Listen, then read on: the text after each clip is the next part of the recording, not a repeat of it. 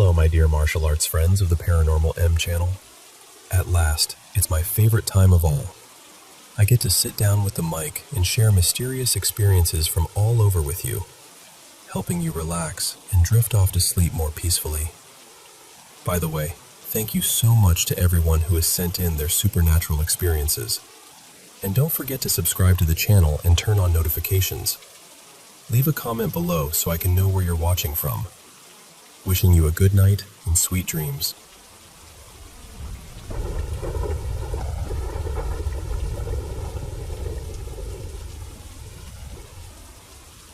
Hey, I've been sitting with this for a long time, and I think I'm finally ready to say it out loud.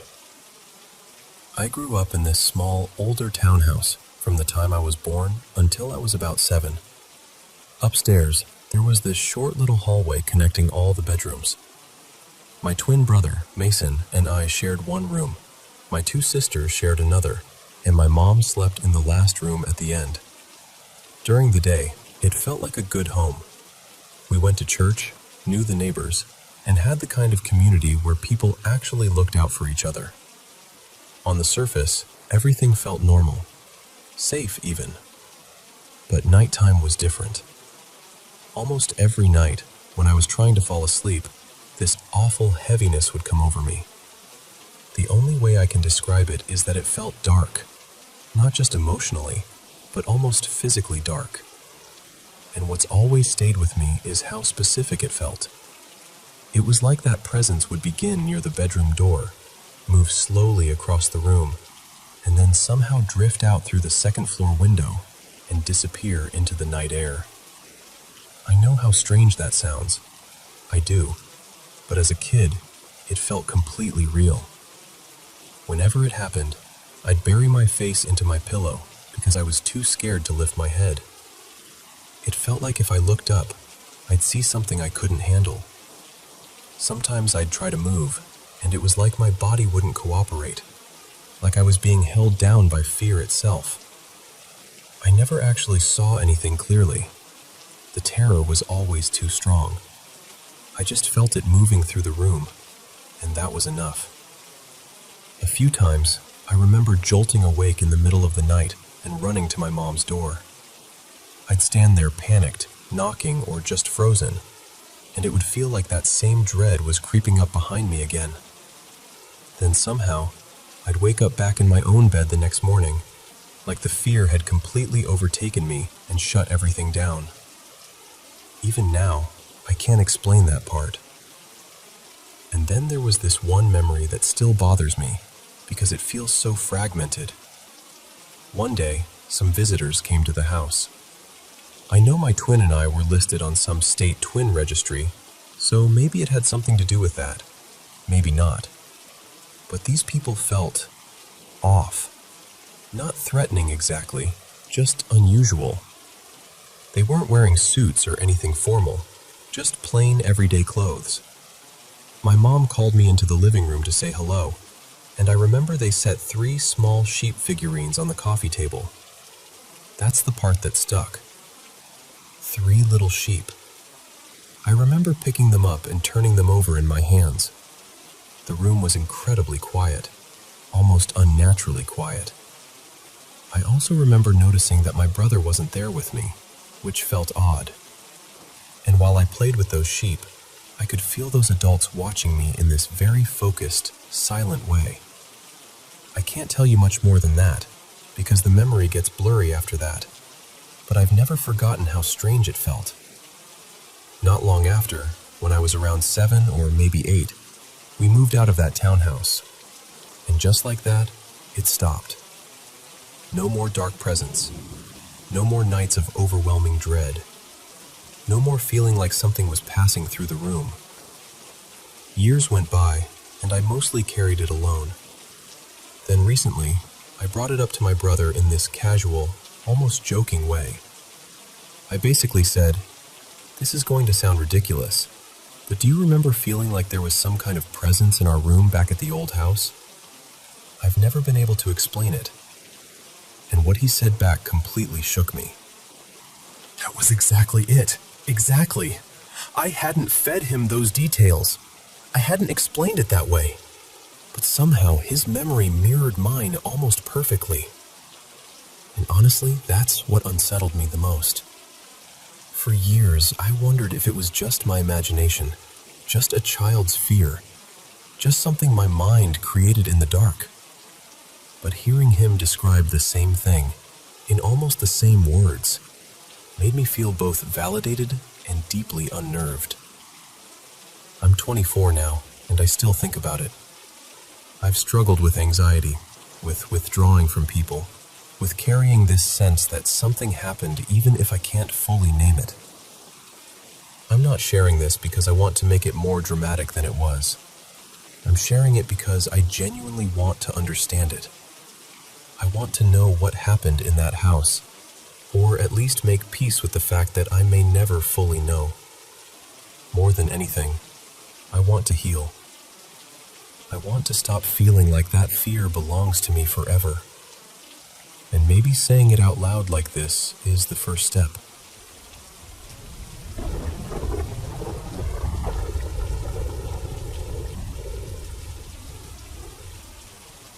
You know, I've been asking myself for years whether generational curses are actually real, or whether some families just seem to carry an unusual amount of pain and bad luck from one generation to the next. And honestly, I can't shake the feeling that something has been hanging over my family for a very long time. On my dad's side especially, it's always felt like there's this pattern no one can quite explain. Money problems, health problems, one hardship after another. I'm one of 3 sisters, and somehow, each of us ended up dealing with completely different illnesses. My oldest sister has POTS, I have lupus, and my youngest sister has endometriosis. Even growing up, it felt like strange things were always happening to us, so much so that people would actually stop and say, "Wow, your family really does have the worst luck." My oldest sister especially was always sick as a child. This would have been sometime in the mid to late 90s, and it felt like she caught everything imaginable. At one point, doctors were even stunned by one illness she had because they said it was so uncommon in humans. It was always one thing after another. And what scares me most is that it doesn't seem isolated. It feels like it started long before me and my sisters, passed through my mother when she married into the family, and now it's landed on us. I have a daughter now, and there are nieces and nephews in the family too, and I can't stop worrying that whatever this is might keep going. What makes it harder to ignore is that there's a story in my family that I used to think was made up. One of those stories adults tell to keep kids away from creepy things. But the older I get, the more I wonder whether there was something real behind it. This all happened in Portugal, sometime around 1991 or 1992.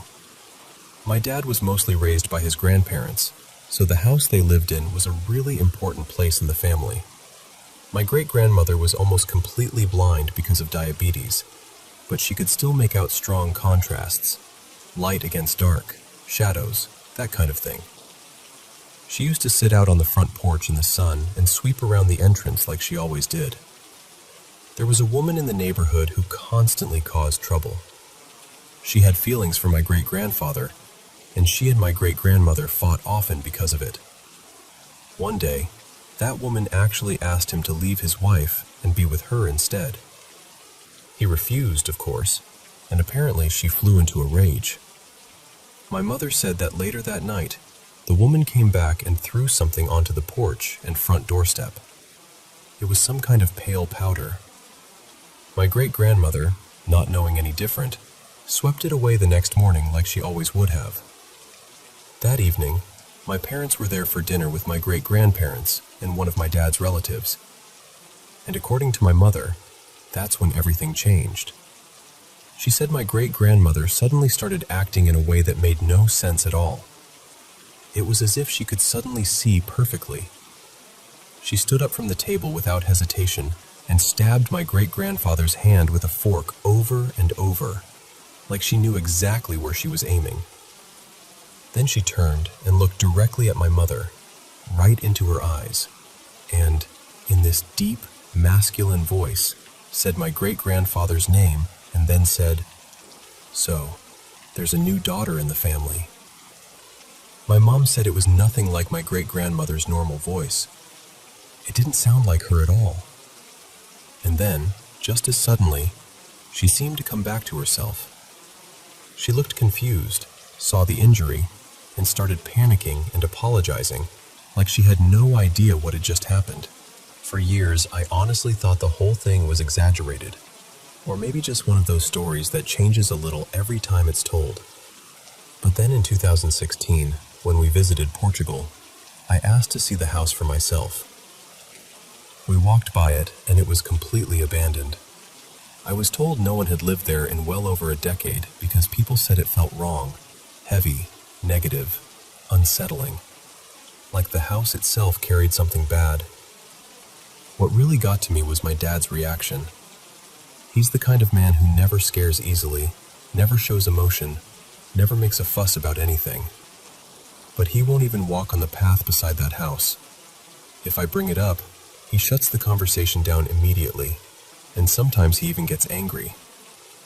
That's what makes me feel like there's more truth to this than anyone wants to admit. I mentioned the house once to my uncle, casually, saying it might be nice to keep it in the family one day. The look on his face honestly shocked me. He was horrified. He told me straight away that the house was bad, that it had terrible energy, and that no one should ever live there. So now I'm left with all these questions. I don't know how much of the story is exactly true, and I know memories can shift over time. But I can't ignore how much suffering seems to follow my family, or how deeply everyone reacts when that house is mentioned. Maybe it's a curse. Maybe it's something tied to that place. Maybe it's just generations of trauma and terrible luck that have shaped the way we see everything. I truly don't know. But I do know that it feels real when you're the one living through it, and when you start wondering whether the people you love, your children, your nieces, your nephews, might carry it next. And that's the part that stays with me the most. Not the story itself, not even the house. It's the fear that whatever began back then never really ended.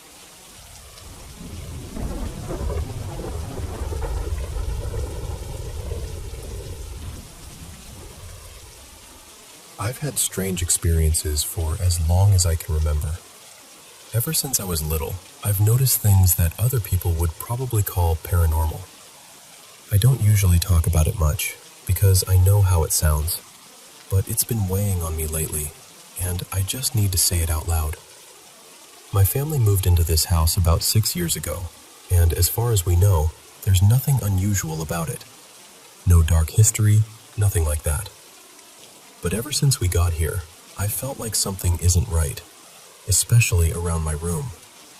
And lately, it feels like whatever it is has been getting stronger. A couple of months ago, I woke up really early, around 6 in the morning, just getting ready to start the day.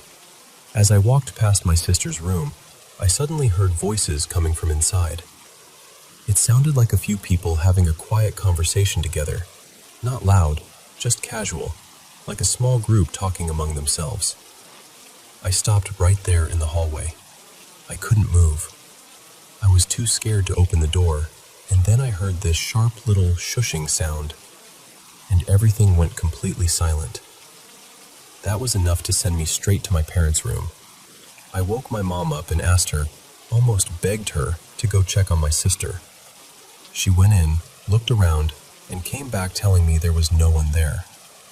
My sister was asleep, completely alone. My mom didn't make fun of me or brush it off, because she knows I've dealt with things like this for years. But at the same time, there wasn't really anything she could do. Then later that same night, I heard the voices again. This time, it sounded like they were right outside my bedroom door. I still don't know if that part was real, or if I was just so shaken up from the morning that my mind was on edge. But it felt real in the moment. Then, about a month later, something else happened. I had bought a standing fan for my room because it gets really warm at night. The fan used to rotate on its own, but it had been broken for a long time. and by then it only moved if someone physically pushed it. One night I was lying in bed, half awake, half asleep, and I suddenly got that awful feeling that someone was watching me. I started looking around the room, thinking maybe my cat had snuck in. And for a second, I locked eyes with something. At first, my eyes hadn't fully adjusted to the dark, so I couldn't make it out clearly. But the moment they did, it was gone. Then I looked over at the fan and watched it slowly turn on its own toward the curtains. The air caught them immediately, and they started moving wildly. I just stared at it, frozen. Eventually, I forced myself out of bed and turned the fan back toward me. Maybe it was nothing. Maybe it was some weird coincidence. But deep down, it didn't feel like nothing. The most frightening thing happened just over a week ago. For years, I used to have nightmares that all felt strangely similar, but they had stopped for a long time. Then that night, they came back in a way that felt far too real. I can't even explain the fear of that moment. I was trapped in my own body. It only lasted maybe half a minute, but it felt so much longer. Somehow I remembered I was still on the phone, and I managed to force out the word, "Help." Right after that, I jolted upright. I was sweating, crying, completely panicked. I ran to my mom's room, and she let me sleep there while she took the couch. Later that day, my mom and I decided to sage both my room and my sister's room. I'm not a deeply religious or spiritual person, and neither is she in an extreme way, but we just wanted to do something, anything, that might bring some peace. Since then, things have been quiet. But honestly, I'm still scared. I keep waiting for it to happen again. I don't know what this is, and I don't know what I'm supposed to do next. I just know I needed to tell someone, because keeping it to myself has been making it worse. And I guess I'm hoping that maybe someone out there has felt something like this too.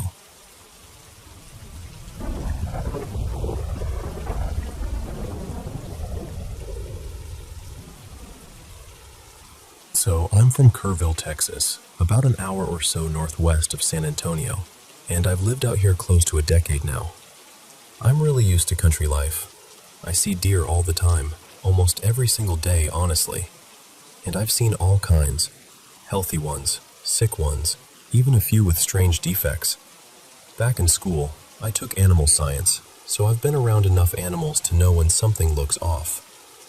And just so you know where I'm coming from, I'm not really someone who jumps to supernatural explanations.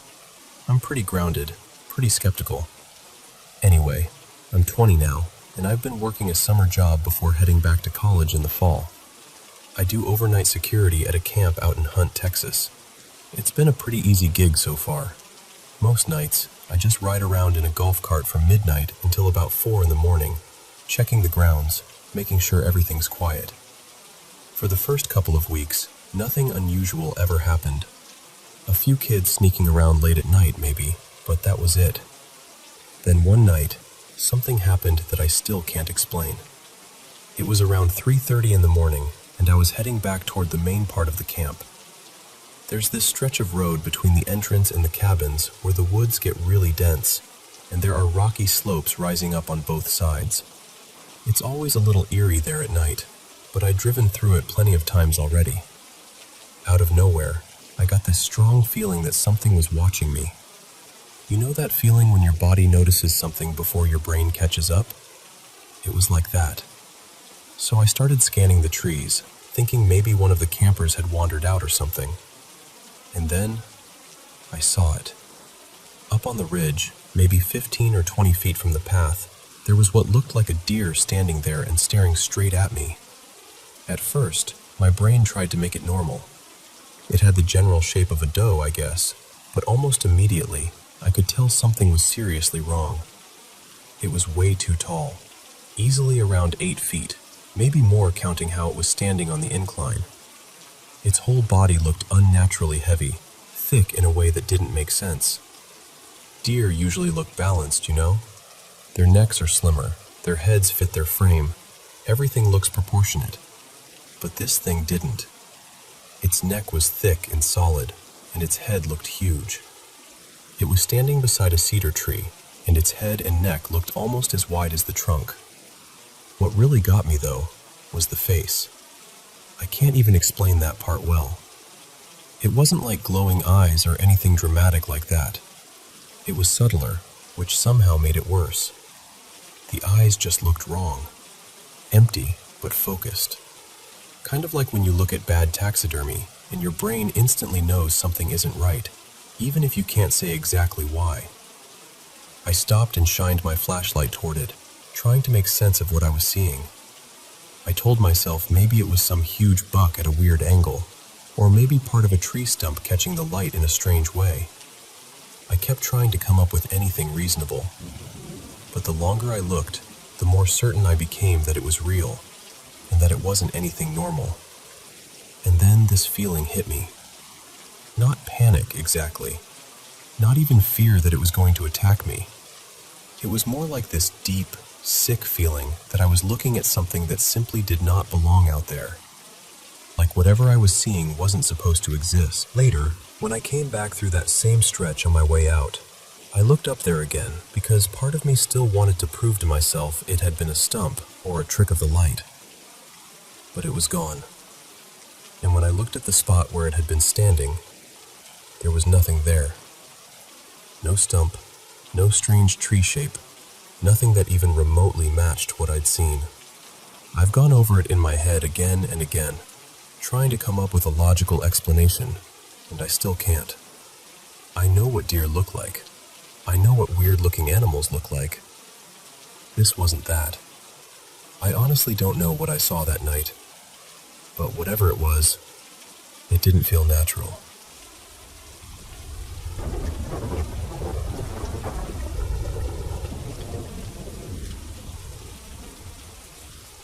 So, a few months ago, my fiancé and I moved back into the upper floor of my grandparents' old house.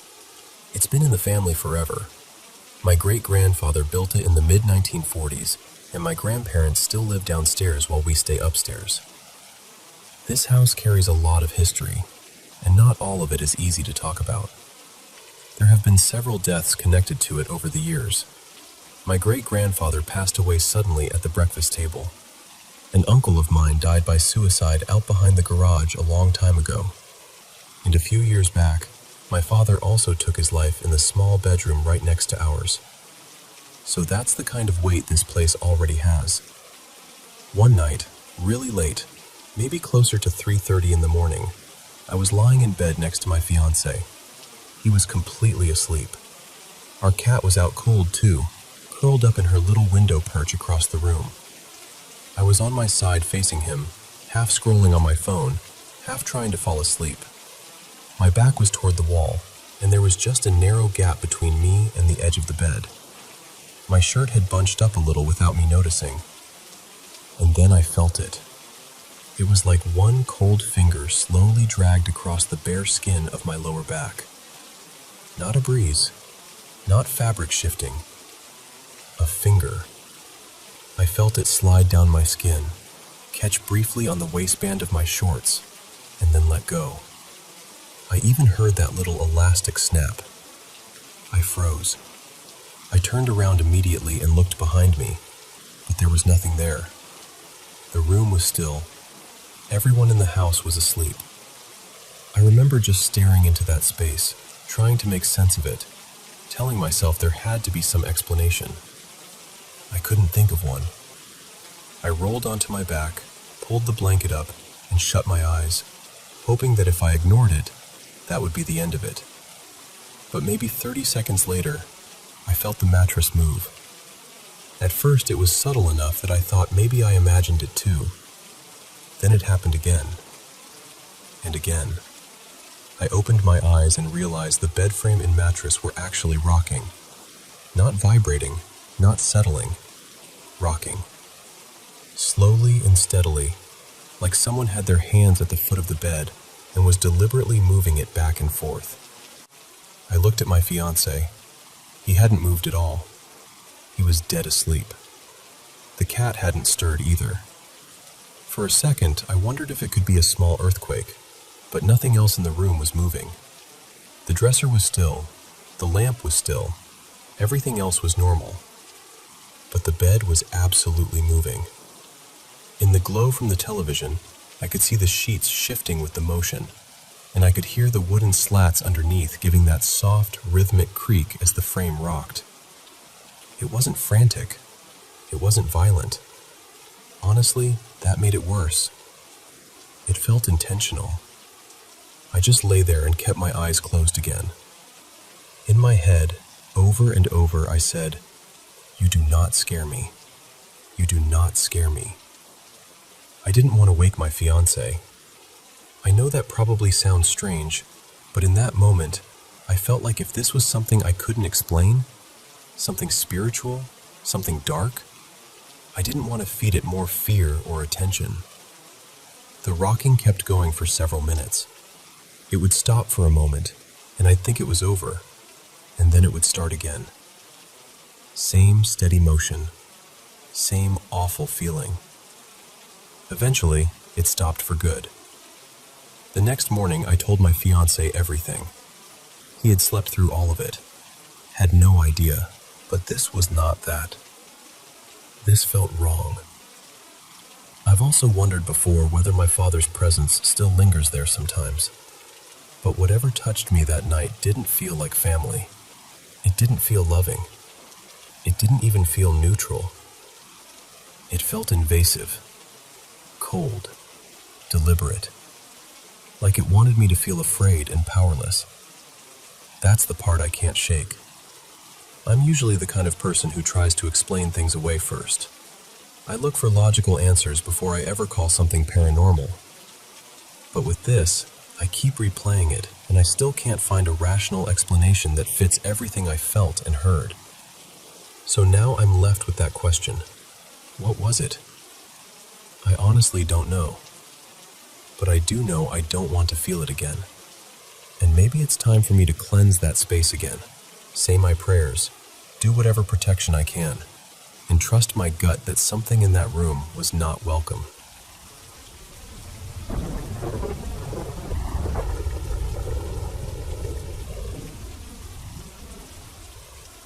So I honestly don't even know the best way to tell this, because every time I go over it in my head, it still sounds unreal. A couple of years ago, when I was 22, I started dating my boyfriend, Ryan. He's a little older than me, and pretty early on, the first time I went over to his apartment, I noticed this handprint on the ceiling above his bed. Not a stain exactly, more like a mark that looked like an actual hand had been pressed there. I asked him about it, and he brushed it off like it was nothing, so I let it go. Later, once we'd been together a little while, he told me about this shirt he'd found before we met. He said he had gone to his parents' house one evening, and his dad mentioned there were still some old clothes in a laundry basket up in his childhood room. So he went upstairs to look through it, and sitting right on top was this black long-sleeve shirt covered in red bleach marks. When he opened it up, it was covered in these disturbing drawings and words. There was a satanic-looking symbol, a tree with a noose hanging from it, a figure hurting themselves, and the words RIPKL written across it. He brought it downstairs and asked everyone in the house if they knew where it came from. Nobody did. No one had seen it before, or at least that's what they said. He tossed it over a chair with the rest of the clothes he was taking back with him. But that same night, his family saw what they described as a shadow figure walk right out the front door and slam it behind itself. Ryan took the shirt back to his apartment and stuck it somewhere in his room. After that, he started seeing shadow figures in the bedroom and in the hallway.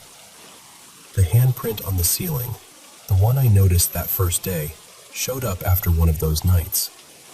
He said he saw something in the room the night before, then woke up and the mark was there. Eventually, he moved the shirt into the closet in the spare room because it was freaking him out. And after that, flies and bugs started showing up dead right outside the closet door. Now, me being me, I was obviously concerned, but I was also curious. maybe a little too curious. At one point, he went to get the shirt to show me, and then came back empty-handed. He said it wasn't where he left it. We figured maybe he had moved it and forgot. About a month later, I was away on vacation while he was in the middle of moving. We were on FaceTime, and I asked if he had ever found that shirt. He said no, which made no sense because by then, he had packed basically everything he owned. Then a few days later, while we were still on a call, he opened an empty dresser drawer in the new place to put some clothes away, and there it was. The shirt was sitting inside, perfectly folded, right in the center of the drawer, like someone had placed it there carefully. After that, he just kept it. He shoved it in a closet and tried not to think about it. A few months later, I ended up moving in with him because life got messy, and it just made sense. But I told him immediately that I did not want that shirt anywhere near our bed. So he moved it under the kitchen sink. And almost right away, the smell started.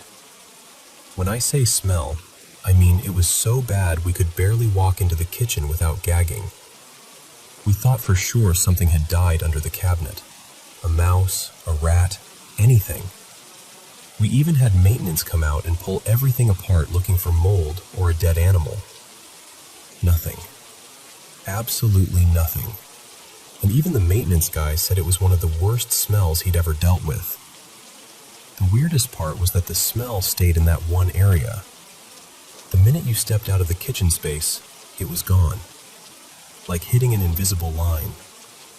We gave up trying to explain it because we were moving soon anyway. But while packing, we took the shirt out from under the sink, and within a day, the smell was completely gone. That spring we moved into a newly renovated apartment, and for the first few nights, everything was fine. While unpacking, we found the shirt again and put it in the office closet until we could decide what to do with it. Then the bugs started. First it was ants. Not just a few.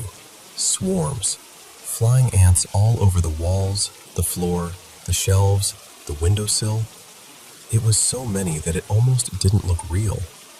Then the ants disappeared, and suddenly we had wasps. Constantly. No one could find a nest anywhere, and there were no cracks or openings anyone could point to. After the wasps, it was crickets.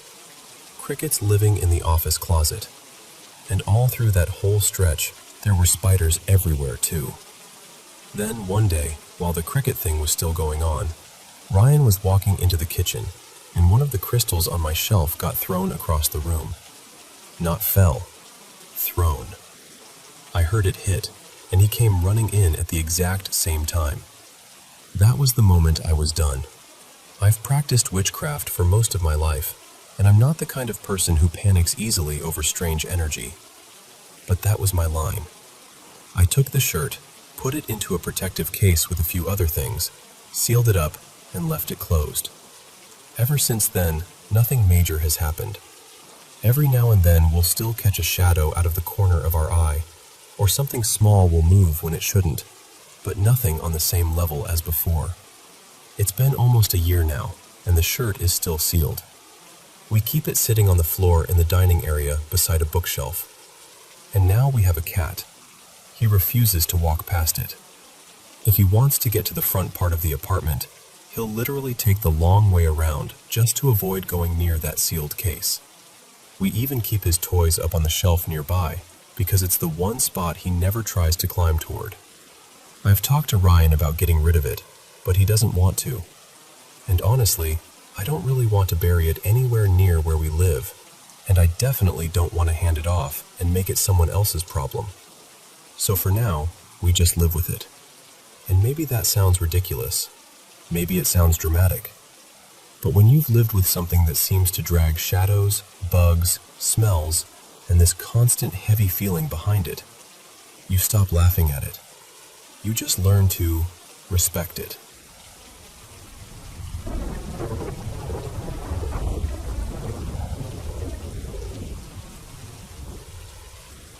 So this happened about 1.5 years ago, and I still get chills thinking about it. My friend Marcus and I were driving back from Washington, D.C. to Myrtle Beach. He was around 36 at the time, and it was supposed to be one of those easy, laid-back road trips.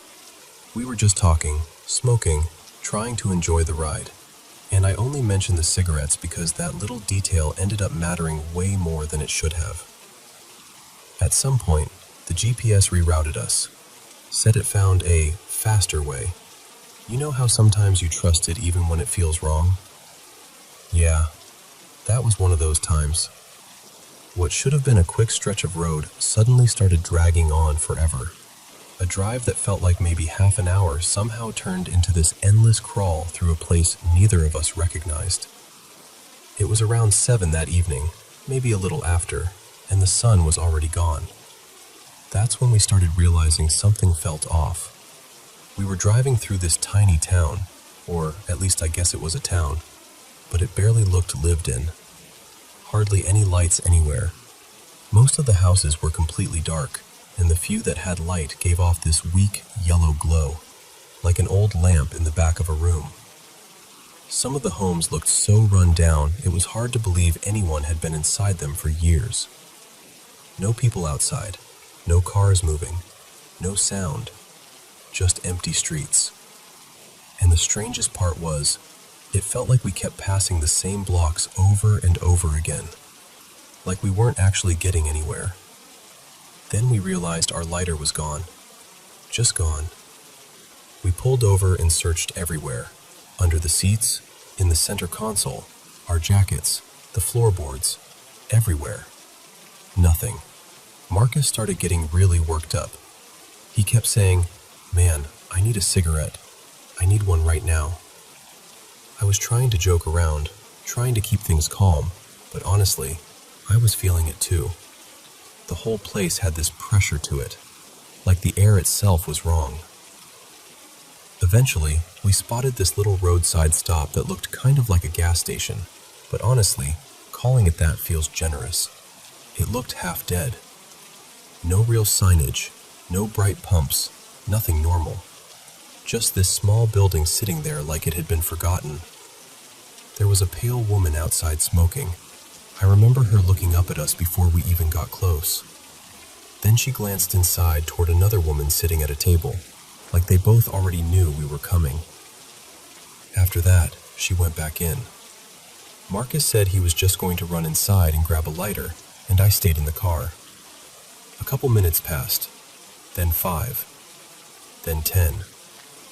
By the time maybe 15 minutes had gone by, I was seriously thinking about going in after him. And then, suddenly he came rushing out, yanked the door open, got in the passenger seat and just said, "Go, just go." I looked over at him and he was pale. I mean really pale. Like he'd just seen something he couldn't explain. Once we were driving, he finally told me what happened. He said the woman's fingertips were purple. Not stained, purple. He said it was the first thing that made his stomach drop. Then when he tried to buy the lighter, the register mysteriously stopped working. They kept making him wait, kept stalling, barely saying anything useful, just kind of keeping him in there. He said the whole time it felt like they didn't want him to leave. That was enough for me, so I drove. About 10 minutes later, we were back in Myrtle Beach. We pulled into this market we'd both been to plenty of times, a place that should have felt familiar right away. But even there, for a few minutes, everything still felt wrong. The lights looked strange. The energy felt off. It was like the world hadn't fully settled back into place yet. I remember thinking, clear as day, if the usual employees aren't in here, we are in serious trouble. For the first minute or two, I didn't see anybody I recognized, and my heart was pounding. But then, little by little, familiar faces showed up, normal sounds came back, and it was like reality started locking back into place. I still can't explain where that town was. I've tried to think of every logical answer.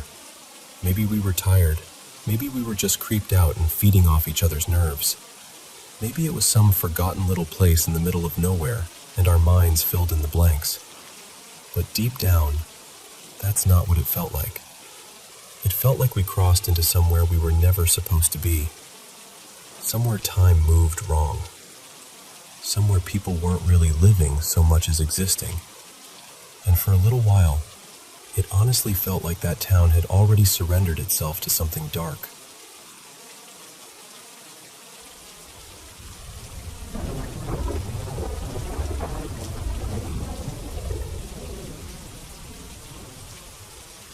So, here's something that has stayed with me for years, and honestly, I still don't know what to make of it.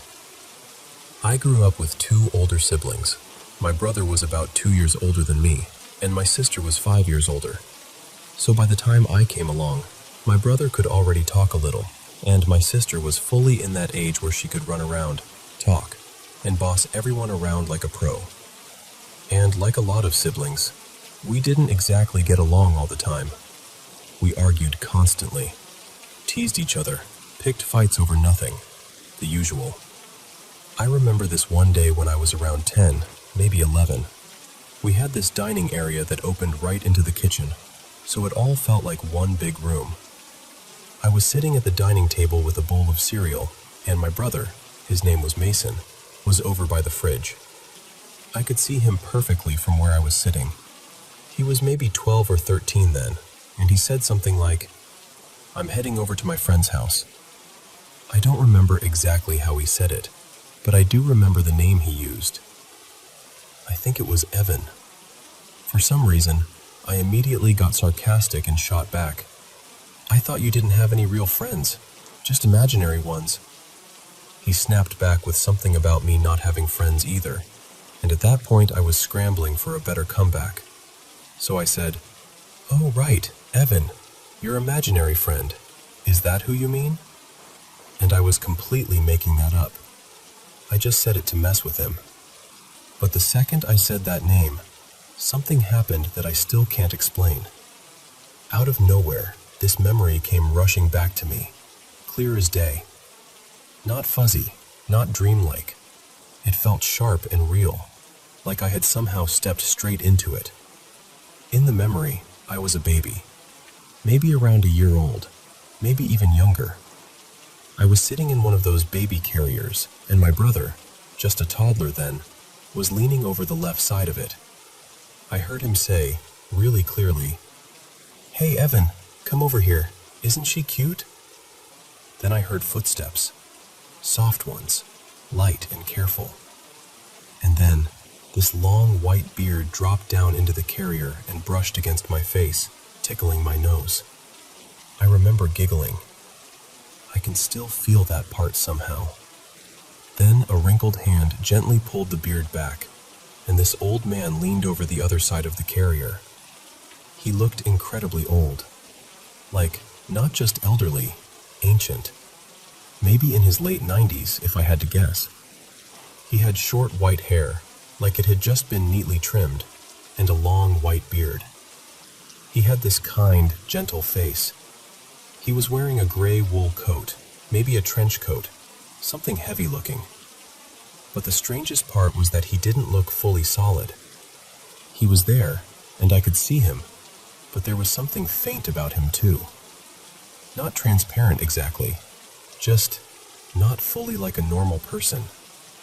Then, in this soft, scratchy old voice, he said, "Hello, Lila." And hearing my own name, well, a version of my name, from him, absolutely terrified me. I remember feeling scared in the memory itself, like my little baby body was panicking. But at the same time, I was also scared sitting there at the table at 10 or 11 years old, reliving it.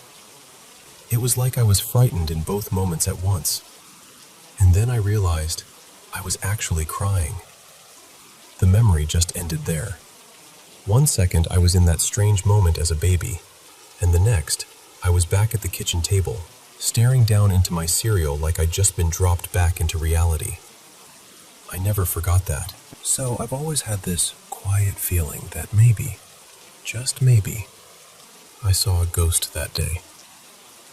What really messes with me is that my memory is honestly terrible. My mom swears I have a great memory, but I really don't think I do. I forget things all the time. I can barely remember what I did last week with that much detail. So the fact that I suddenly remembered something from when I was about a year old, or maybe even younger, just doesn't make sense to me. That's the part I still can't get over. Not just who he was, but how I remembered him at all.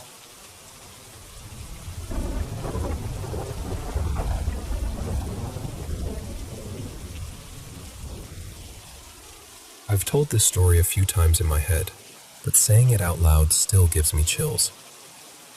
This all happened in 2016, when I was a senior in high school. It started on prom night. I was at my girlfriend's house, sitting alone in her pool house while she and a few friends had stepped outside for a smoke. I kept every light off because we didn't want her mom noticing we were still awake. So I was just sitting there in the dark, scrolling on my phone, waiting for them to come back. It had probably been 20 or 30 minutes when I suddenly heard it, clear as day, footsteps in the grass right outside. Not one or two either, more like 9 or 10 steady steps, like someone was walking right up to the building. I called out, thinking my friends were back, but nobody answered. That feeling hit me immediately, like the air had changed. I stepped outside to look around, and there was no one there. No movement, no voices, nothing. At the time, I tried to talk myself down and act like maybe I was just hearing things in the dark. But deep down, I knew I had heard those footsteps. Then, 2 nights later, things got even stranger. My girlfriend called me in the middle of the night, around 2 a.m., crying. She said something was outside her house, banging against the wall. She held the phone up near her window, and I could hear it too. It sounded almost rhythmic, like someone throwing a ball against the siding over and over. Then, just as suddenly as it started, it stopped. She looked outside and couldn't see anyone. Now, even before that week, we'd already half joked that her house felt haunted. There was always this weird heaviness there, like you were never fully alone. But after the footsteps and the banging, it stopped feeling like a joke. So, in the kind of decision only teenagers would make, we decided to use a Ouija board the next night. We borrowed one from a friend and waited until her mom had gone to bed.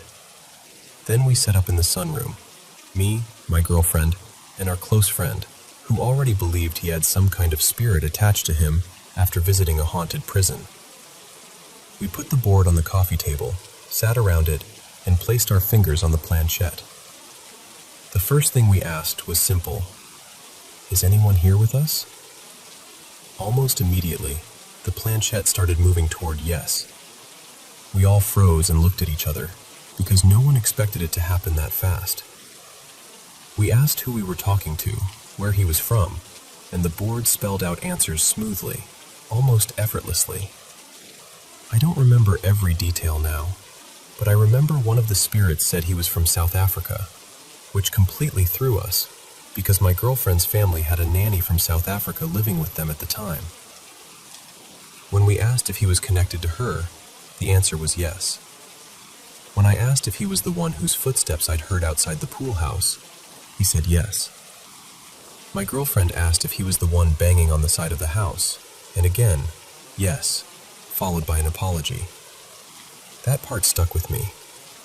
The idea that whatever it was knew exactly what we were talking about. We eventually asked if there were more spirits there, and it told us there were 3. So we said goodbye and asked to speak to someone else. The next spirit called himself Jonah. He said he was attached to our friend and that he had died in prison. The strange thing was that even though the board moved just as strongly as before, it didn't move the same way. The first spirit had this sweeping motion, almost smooth and curved. Jonah moved more sharply, more directly, like he had his own rhythm. That was one of the moments when it really sank in for me that this didn't feel random. At one point, because we were trying to prove to ourselves that nobody was pushing the planchette, we changed how we touched it. We used awkward angles, even the backs of our fingers, and it still moved. Not clumsily either, smoothly, purposefully. It honestly felt less like we were guiding it and more like it was pulling us. Then we made the mistake.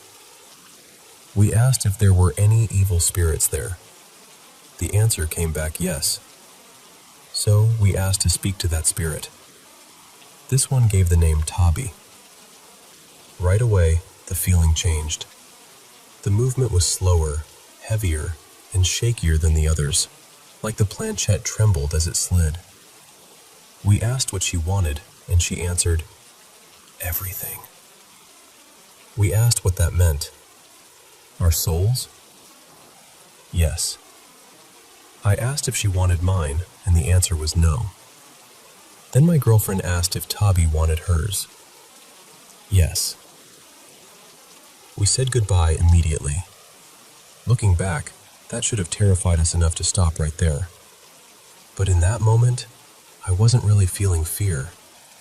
I was too stunned, too caught up in the reality that something was answering us.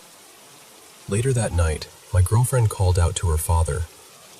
He had passed away suddenly the year before I met her, and it was still a huge wound in that family. When the board answered that it was him, everything changed again. The energy felt stronger than with anyone else we had spoken to. He had been a bodybuilder when he was alive, and somehow even the way the planchette moved felt powerful, fast, forceful, almost jerking our hands across the board. It would fly to yes or no, then slide back to nearly the exact same resting spot every time. We talked to him for a long time. At one point, we started asking questions silently in our heads, and the board still answered correctly. I remember asking, just in my mind, whether my girlfriend and I would end up getting married. The answer came back fast. No. I actually laughed, because even in that surreal moment, it felt so blunt and specific. Then my girlfriend brought down her little sister, who was maybe 11 or 12 at the time. She wanted to ask their dad questions only he would know. Small personal things from before and after he died. The answers kept coming, one after another, right and immediate. You could see it on her face. She was comforted and heartbroken at the same time. The very last thing he told them was the part none of us ever forgot. We asked if he had a final message, and he spelled out, "I love you. I miss you. 1, 2, 3. My girlfriend and her sister both burst into tears. Later she explained that 1, 2, 3 had always been their private code for "I love you." I drove home that night completely shaken. I kept glancing into the rearview mirror, half expecting to see something sitting in the back seat. The whole world felt wrong after that, like I had stepped too close to something people aren't supposed to touch. A week later, my girlfriend and I broke up. We stayed friendly for a while and saw each other now and then, but life moved on the way it does. Then, 2 years later, my mom called me and told me my ex had died by suicide. That news broke something in me. And I'd be lying if I said my mind didn't go straight back to that night. To Tabi, to the way the board answered her, to that awful yes. I still don't know what I believe. I don't know if we opened a door, if we invited something in, or if grief just makes people tie impossible things together because they need answers. I only know that after everything that happened, I have never touched a Ouija board again, and I never will.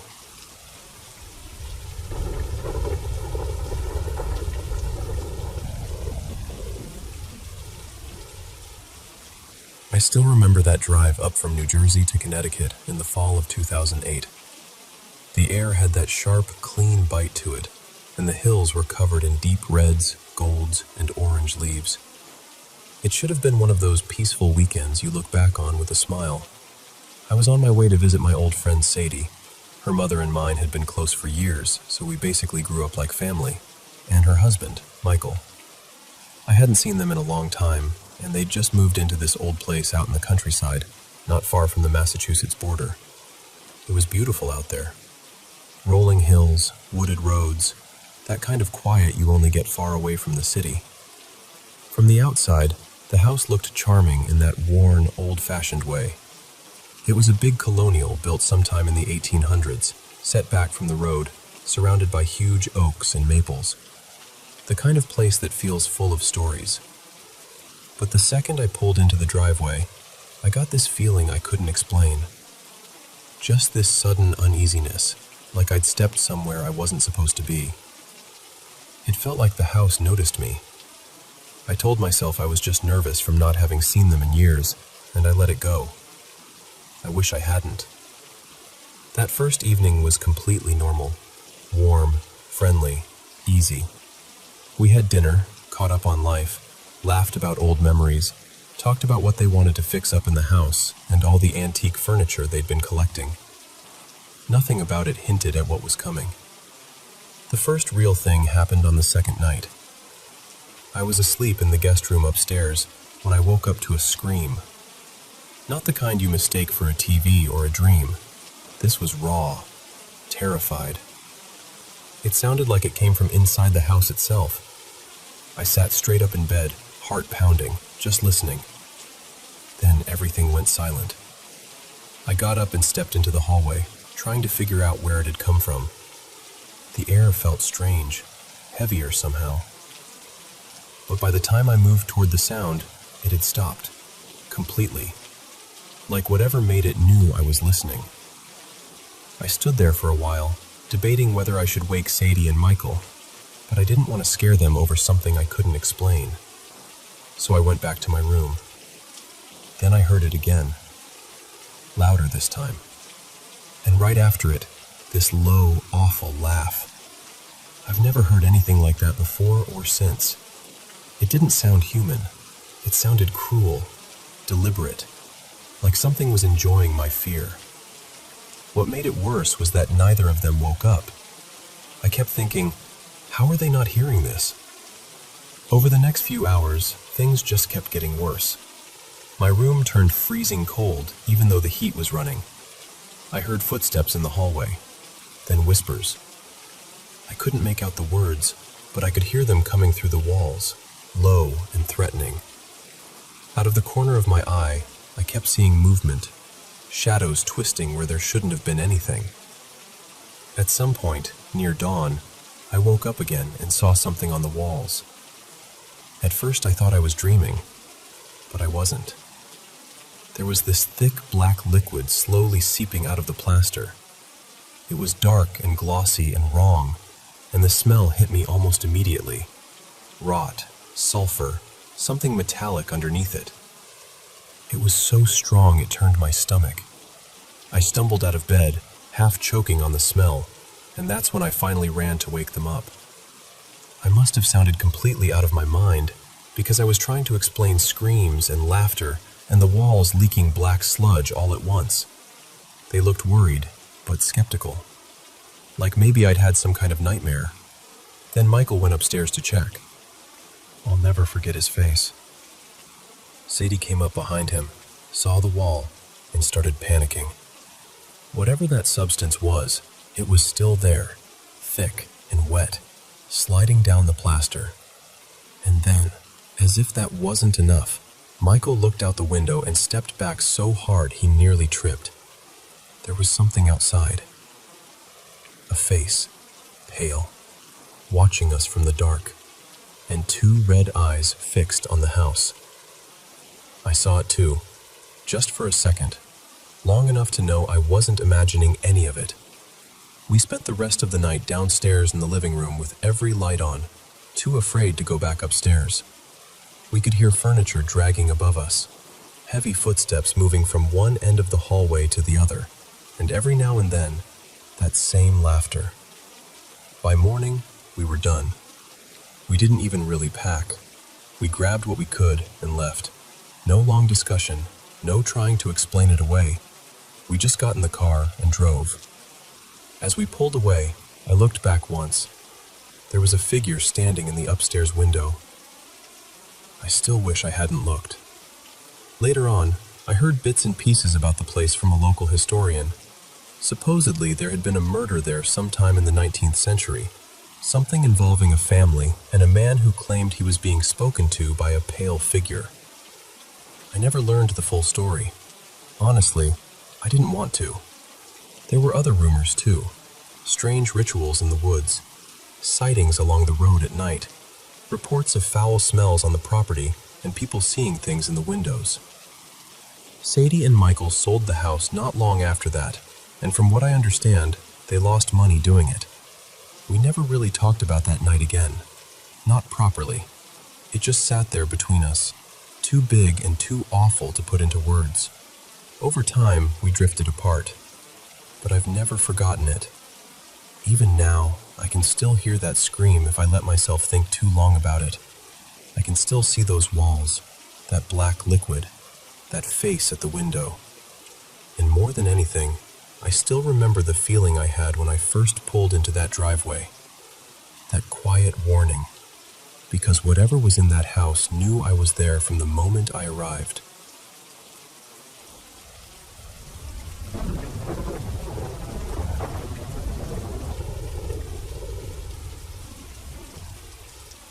So, I need to tell you about something that happened a while back, because even now, I still can't explain it without getting a chill.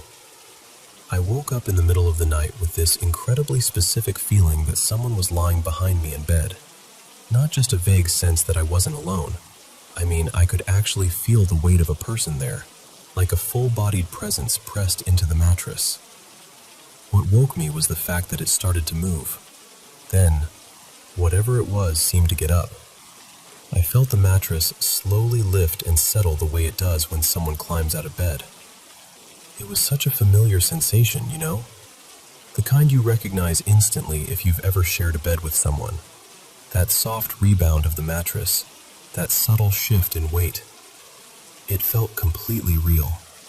But the strange part was, after that, there was nothing. No footsteps, no voice, no door opening, no sound at all. I was still in that half-awake, foggy state, and for a second I actually thought it might have been my aunt, because she'd been visiting earlier that evening. But then I remembered she'd already gone home. The only other person in the house was my friend, we'll call him Eli, and he was sleeping downstairs. I knew for a fact he wouldn't have come up in the middle of the night. The moment that clicked, I rolled over fast and looked around my room. Nothing. No one standing there. No movement. No shadow slipping away. Just my room, completely still. Even my cat was curled up asleep near the end of the bed like everything was perfectly normal. I'm pretty sure it was somewhere between 2 and 3 in the morning, because I remember waking up once before that and once again later. The next morning, Eli and I were in the car with another friend, and I brought it up. I told them what I'd felt, mostly because it had weirded me out so badly and I wanted to say it out loud. And as soon as I finished, Eli just looked genuinely unsettled. Then he told me that almost the exact same thing had happened to him that same night.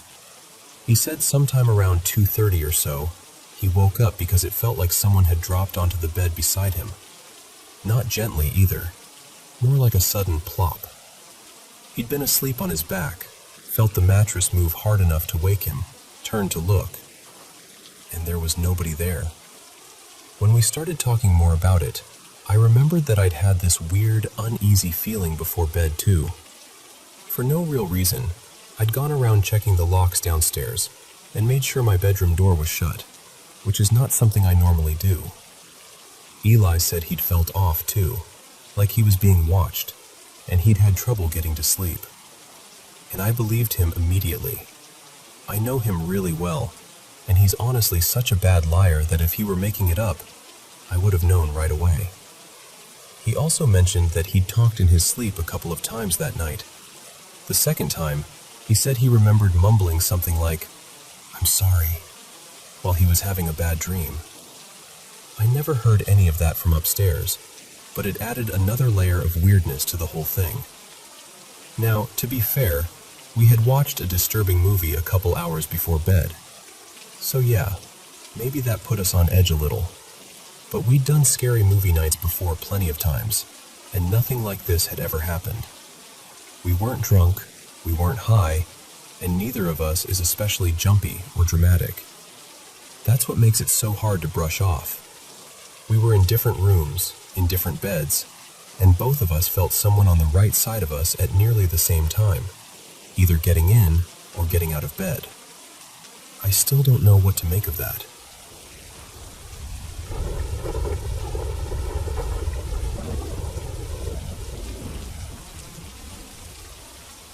So, I've been living in this house for almost 6 years now.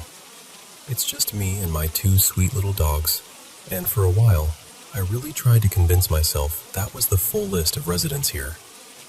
But honestly, I don't think it is. The strange stuff started almost right away, maybe on the 2nd or 3rd night after I moved in. At first, it was little things, random banging sounds, footsteps when nobody else was there. That heavy feeling you get when something just feels wrong. I kept brushing it off, telling myself I was adjusting to a new place.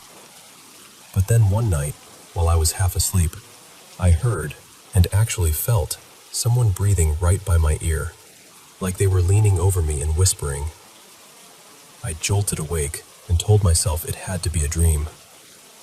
I wanted it to be a dream. Except it kept happening. Night after night. Not long after that, the bedroom light started turning on and off by itself. And I don't mean flickering. I mean the switch itself would physically move, like someone invisible was flipping it. The TV started doing the same thing. Then came the voices, faint at first, like people talking in the next room when I knew perfectly well I was alone. The first time it really shook me was one night when my friend Mara came over to watch a football game. We had dinner, hung out for a few hours, and she left sometime around 1 in the morning. A couple hours later, I got up to step out onto the porch. As I was walking back through the living room, clear as day, I heard a man's voice right in front of me say, "Your friend seems nice." I froze. It scared me so badly I felt it in my chest. And my dogs, who are usually gentle and goofy and completely unbothered by everything, started growling low and baring their teeth at the empty room. I remember saying out loud, "Please don't do that again.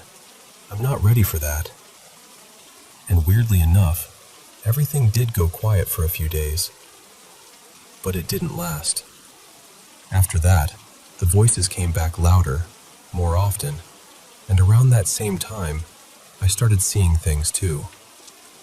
The first visual thing I ever saw happened while I was washing dishes. I looked up through the kitchen window and saw a young woman walking up my driveway. She looked completely real, dark hair, baseball cap, brown work shirt. I assumed she was some kind of delivery driver, so I went to the front to tell her she had the wrong side of the house. There was nobody there. A few days later, my mom was visiting, standing at that same sink rinsing out a few glasses, and she suddenly called out, "Honey, that delivery girl is here." I had never told her what I saw. I asked her what she meant, and she described the exact same woman, young, dark hair, dressed like a delivery worker. That was the moment I stopped telling myself I was imagining things. Since then, I've seen a man too. He usually appears in the kitchen. He'll just casually walk through, wearing khaki pants and a faded orange shirt, like he belongs here. More than once, I've watched him head straight through the closed laundry door as if it wasn't even there. I've seen him enough times now that it doesn't even feel surprising in the moment. It's only afterward that it hits me. And then there are the shadows. So many shadows. And what I call the light shows. My dad has seen movement in the hallway too, and my nephew swears he once saw what looked like a person halfway forming near the master bedroom. Like a figure trying to come together, but not fully making it. But the strangest thing that has ever happened to me in this house happened while I was taking a bath one night. I was in the tub, just trying to relax, when I heard what sounded like an elderly woman singing in the hallway outside the bathroom. Not humming, singing. Soft, old-fashioned, eerie singing. I got out and opened the door immediately. Nobody. I felt so unsettled that I grabbed my phone off the bathroom counter to call my dad. I noticed the battery was at about 30%, but I dialed anyway. As the call was trying to connect, I heard the singing again, right outside the bathroom door.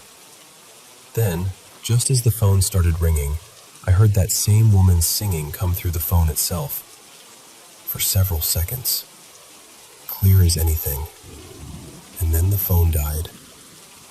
I just stood there staring at it, dripping water all over the floor, completely stunned. I couldn't reach my dad again until I charged it back up.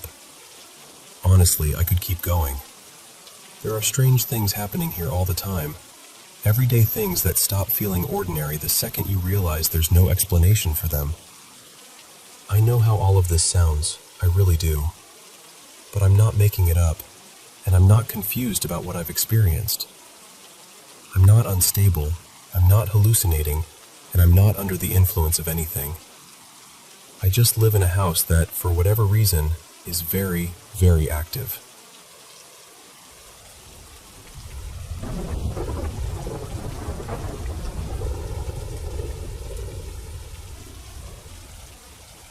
Let me tell you about something that happened when my twin brother Eli and I were kids, around 8 years old. We grew up in rural Australia, out near the foothills where there were only a handful of homes scattered across the land. Our place was big, maybe around a dozen acres, and it had a strange history to it. Long before we lived there, there'd been a little church on the property with a tiny cemetery nearby and an old post office not far off that had been turned into a house. By the time we were there in the 1990s, all that remained of the church were the old concrete footings and the graves near the house. Years later, Mom told me that not long after we first moved in, I'd casually said that sometimes an old woman sat on the end of my bed. Apparently she never frightened me. She'd just sit there quietly and smile. My parents asked around and learned that a family who had once lived on the property had lost a young daughter there. They planted a fruit tree for her, and years later it had been cut down when the house was extended. My bedroom, they said, had been built right over where that tree once stood. And over the years, people connected to that property had all kinds of strange stories. But the experience I remember most clearly is the one my brother and I shared. At the time, I had 2 single beds in my room. Sometimes Eli would sleep in the second one. They were arranged in an L shape in the corner, with our heads near the same corner of the room. His bed was closer to the bedroom door, and mine was along the wall. One night, we'd both fallen asleep, and at some point in the dark, I woke up feeling this pressure on my head. At first, I thought it was him messing around, so I kept my eyes shut and told him to stop. And then he said, "I'm not doing anything. You stop pushing my feet." That's when I realized something was really wrong. I told him I was still in bed and not touching him, and he said he was in bed too. What both of us were feeling wasn't like hands exactly. It was more like this strange, surrounding force, gentle but very real, pressing around my head and around his feet. Not icy cold, not painful, just tingling, heavy, impossible to ignore. Then he told me, very seriously, not to open my eyes. That scared me immediately. I pulled the blankets up over my head and stayed completely still. I could still feel that pressure, like it was pushing me deeper into the mattress. It honestly felt like it went on forever, though it was probably only a few minutes. Then, little by little, it faded. After a while, he asked if I could still feel it. I said no. We whispered back and forth, trying to make sense of it, and then, because we'd seen it done on television, we pinched ourselves to check if we were dreaming. It hurt, so that didn't exactly comfort us, but somehow we settled down enough to go back to sleep. The next morning, we compared everything. We both knew it hadn't been a dream. We both felt the same thing at the same time. Then Eli told me what he saw. When he'd opened his eyes, he looked over toward me and said there were these little figures on top of my bed. He didn't know how else to describe them back then except as little goblin-like things, about 2 feet tall, moving in this eerie, playful way, silently stepping and swaying over me. He said they were smiling at him, and that smile scared him more than anything. Then he looked toward the bedroom doorway, which should only have been slightly open, and saw that it was wide open. He said it was completely black beneath the hood, except for 2 glowing red eyes. No face, no features, just darkness. He watched it turn its head toward him, then turn away, and move silently down the hall toward the front of the house. As it left, the little creatures hopped down off my bed and followed after it. No footsteps, no voices, no sound at all. That part has stayed with both of us our whole lives, not just because it was terrifying, but because we experienced it together. I didn't see what he saw, but I felt what he felt. And when morning came, our stories lined up in a way that still gives me chills. I've always felt there's more to this world than we understand. I don't claim to know what it was, spirits, some kind of energy, something tied to old places, grief, memory, land. I honestly don't know. But growing up in a place with an old cemetery, the remains of a church, a creek running nearby, and generations of stories attached to the land, it felt like history never really left. Some nights, it felt like it was still there, watching.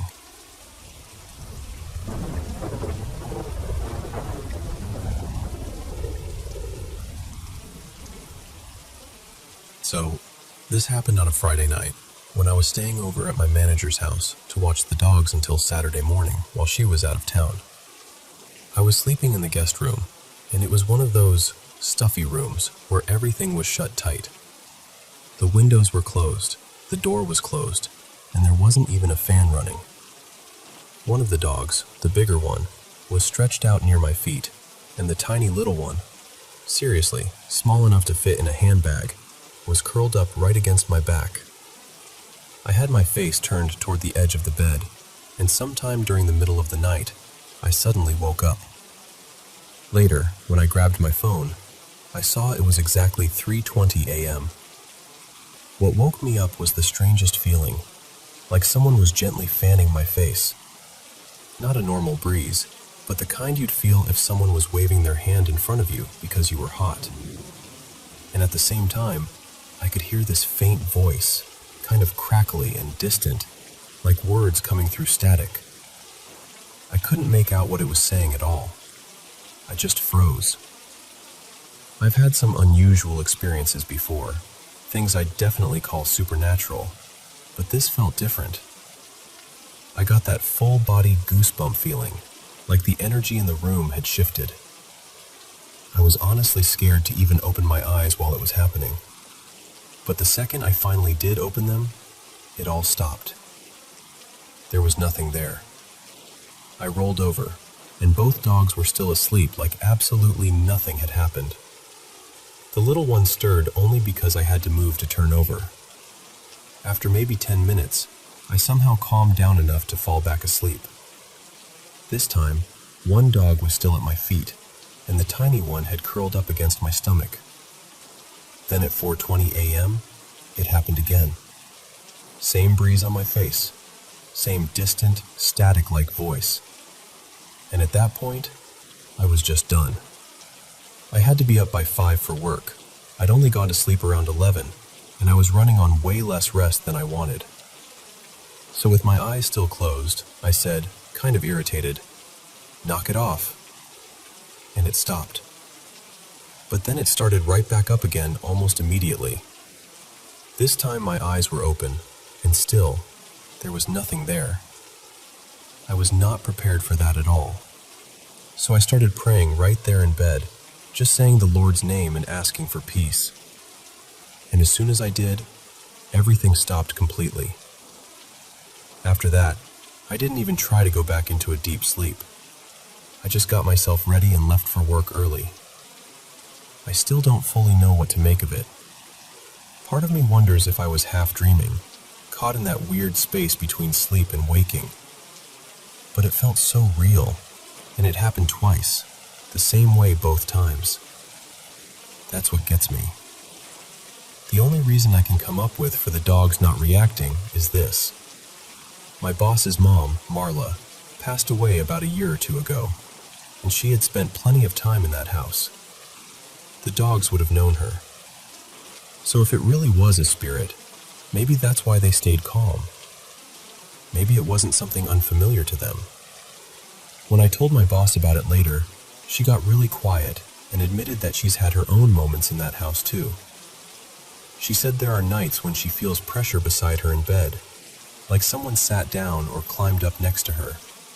But when she looks, there's nothing there. We've actually talked about me staying over again sometime in the next couple of months, and honestly, I don't know how I feel about that.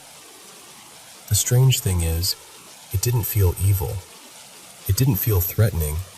It just felt present, like something was trying to get my attention.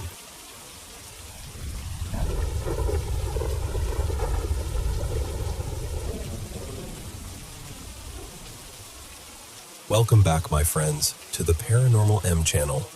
Wow, it's so good to be back after a long day doing what I love. Thank you so much for always supporting the channel and for sending in your mysterious experiences. I'm always happy to be here with you, and I hope you have a great night's sleep. Now, without further ado, let's dive into today's stories.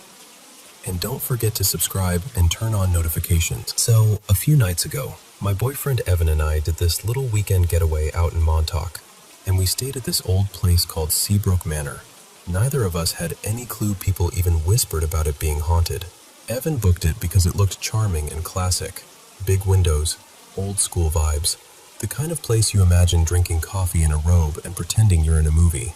We were supposed to stay 2 nights. The first night was totally normal. Well, normal-ish. We originally got a room on an upper floor, and the second we stepped inside, it had this weird smell, like a freezer that had been unplugged for a decade. You know that sour, stale, cold air smell? I couldn't do it. We went right back down and asked to move. They put us in room 214 on a lower floor, and honestly, it felt like an upgrade. It was bigger, quieter, and it had this huge deck. Out on the deck was this little stone statue, not quite a gargoyle, more like a squat lion thing. And the creepiest part was how it was positioned, like it was watching the far end of the walkway instead of the room. Evan laughed and was like, "Great, we've got a guard." I laughed too, but I didn't love it. Anyway, that first night, fine, peaceful, slept like normal people, no drama. But the second night is when the energy shifted. We'd been asleep for a while when Evan nudged me and whispered my name like he didn't want the walls to hear it. He told me he heard the elevator, the doors opening and that soft rolling sound, like someone had gotten out. And normally that wouldn't be a big deal, except the hotel felt empty. All weekend we barely saw anyone. So at around 2 in the morning, it just felt wrong. Like, why would anyone be moving around now? Then Evan goes, "And the pillow. Look." One of the pillows that had been propped on a chair was now on the floor, like it had slid off. It wasn't tossed across the room or anything dramatic, but it hadn't been there before. I tried to be the calm one. I was like, "Babe, it probably just slipped, or you bumped the chair earlier, and it's a weekend. Maybe someone checked in late." I said it like I believed it, but the truth is, once he said it out loud, I couldn't unfeel it. I kept the bedside lamp on.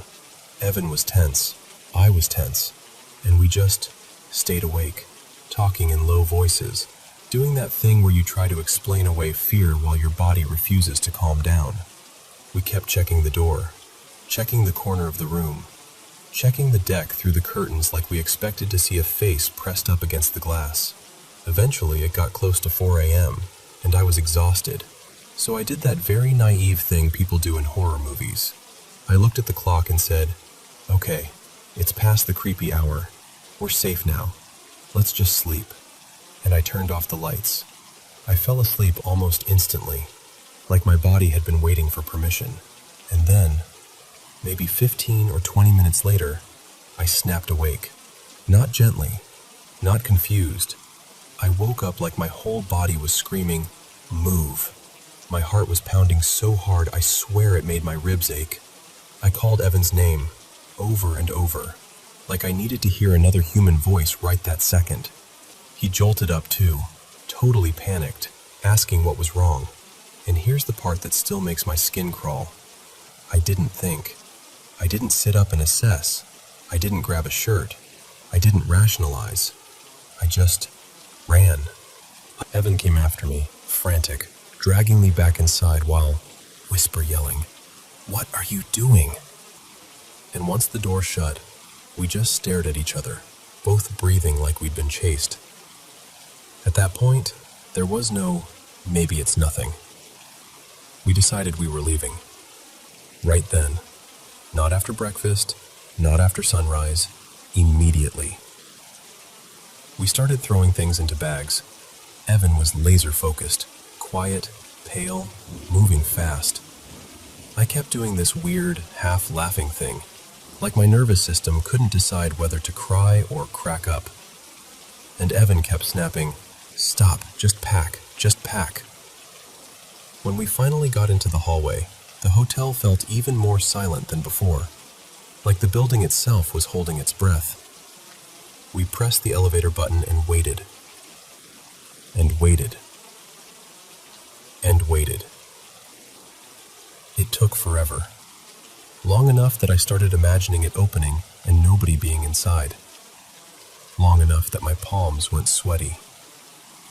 When it finally arrived, we got down to the lobby, and the front desk guy looked at us and made this little joke about us leaving so early. Like it was funny. Like we were just dramatic tourists. Evan didn't laugh. I barely could. And now it's been a few days, and I still don't feel normal.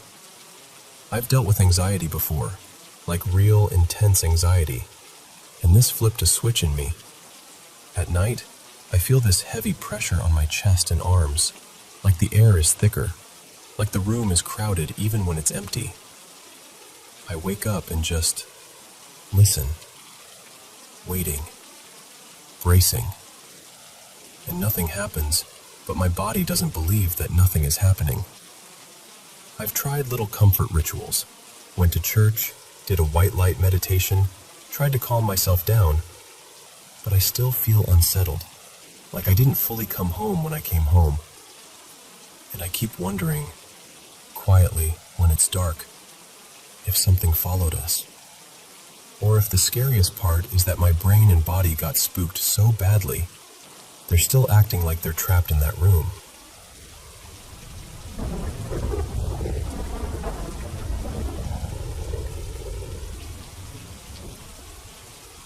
Okay, so this started when I was about 8 or 9. Back then, my grandpa, his name was Elias, and I had this routine. Every night, we'd pray. Like, really pray. We were serious about it. I'm not like that anymore, but at the time it felt like this protective habit, you know? Like if we didn't do it, something would be off. One night, Grandpa Elias had to leave early for a late rehearsal for a show he was involved in, and we just didn't pray. I told myself it was fine. One night wouldn't matter. But the second I got into bed, I had that feeling in my chest, like my body knew I'd skipped something important. I couldn't sleep. I kept rolling over, staring at the ceiling, listening to the house settle. And then, at some point, I must have drifted off, because the next thing I remember is waking up suddenly, like someone snapped their fingers right next to my ear. I turned over, and there was a little girl standing near my bed. She looked old-fashioned, like she belonged in some dusty photo. She was wearing this vintage sleeping gown, the kind with long sleeves, but it was ripped and filthy, like it had been dragged through mud. Her hair was a mess, thin, stringy, stuck to her face, and around her neck, God, I still hate saying it, there was this rope. like a noose, and she was clutching this dingy cloth sack, the kind you'd use for laundry, bunched up in her hands like she'd carried it there. She was so dirty, I could swear I could smell her. Not like a normal kid who'd been playing outside. More like damp and rotten, like old basement air. I was frozen. I couldn't even breathe right.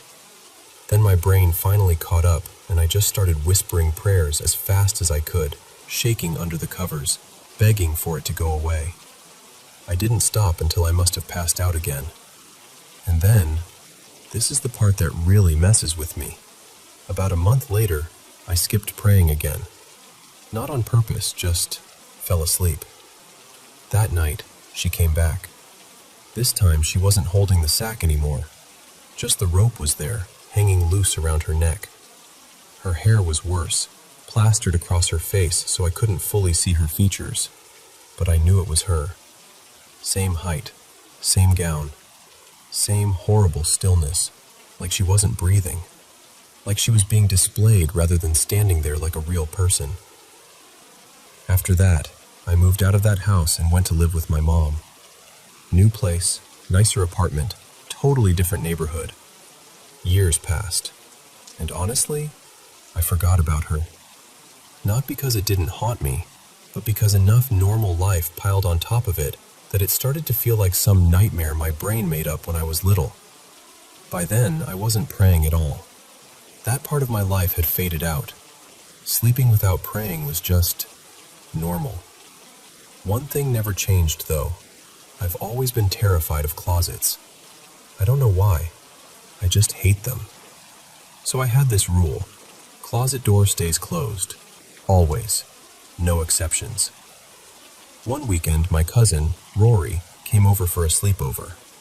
We were messing around late, and for some reason I finally told him about the girl. It was the first time I ever said it out loud to someone. He laughed, of course. Like, not in a mean way, just that "you're so full of it" kind of laugh. He kept calling it a creepy story I made up to freak him out. Eventually, we got tired. I remember getting up and checking the closet door like I always did, making sure it was shut tight, and then we crashed.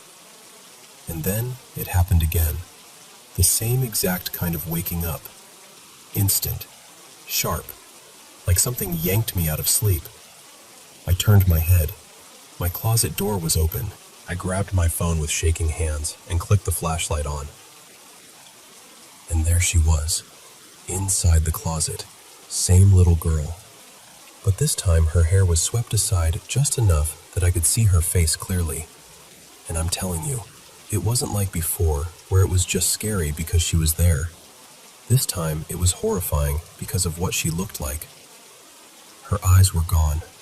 Just dark, hollow sockets, with streaks of dried blood running down her cheeks like someone had painted them there, and they never fully dried. Her gown was still torn, but now it looked stained, like rust-dark patches all over it. And her mouth looked cut, like the corners were sliced upward into this forced, awful smile. Not a smile like someone happy, a smile like something pretending. I panicked and shook Rory awake and hissed, "Someone's in the closet. Someone is in the closet." I don't even know why I said someone, like it was a normal intruder, but my brain was scrambling for anything that made sense. He lifted his head, looked past me toward the closet, and I will never forget what he said. He goes, "What the hell is that?" And then he disappeared under the blanket so fast it was like a cartoon. Just gone. And I dove under too. We stayed there, both of us shaking, not talking, barely breathing, just waiting for morning like it was the only thing that could save us. When the sun finally came up, we crawled out, and the closet door was shut again, like nothing had happened, like it was all some shared hallucination. But Rory was pale, and when I asked him what he saw, he described her. Exactly. The missing eyes, the blood, the torn gown, the too wide smile, every detail. And that's what gets me.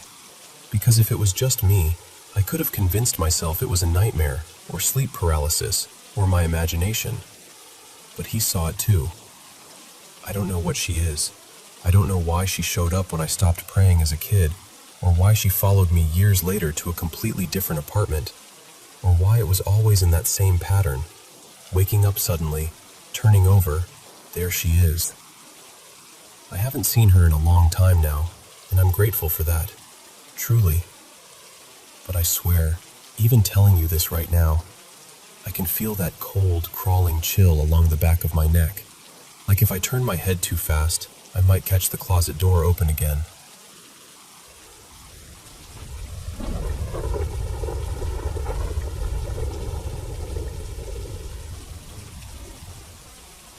So, I grew up in the same house from the time I was little until I left for good. It wasn't some ancient farmhouse or anything. My dad had it built in the late 80s, and as far as we ever knew, nobody had died there. No dramatic history, no tragic headlines. But locals used to talk, not in a spooky tour way, more like casual. Yeah, this area used to be where different native tribes lived, type of talk. And I don't know. I guess I filed that away as my only explanation for why the place never felt completely quiet. Like the house could look normal, smell normal, sound normal, but the air would still feel charged, like you'd rubbed a balloon on your hair and didn't realize it until you walked through a doorway. By the time I was about 13, my parents finally started letting me stay home alone after school, with my older brother, Miles, technically, but he had practice most days. So I'd get home first, and there'd be this long stretch where it was just me and the house. And listen, I know how dramatic it sounds, but being alone in that place felt different than being alone anywhere else. The moment I'd step inside, it was like my body would react before my brain could. That prickly feeling up the back of your neck. The sensation that something was aware of you. So I made a routine. It was ridiculous, honestly, but it was the only thing that made me feel like I had any control.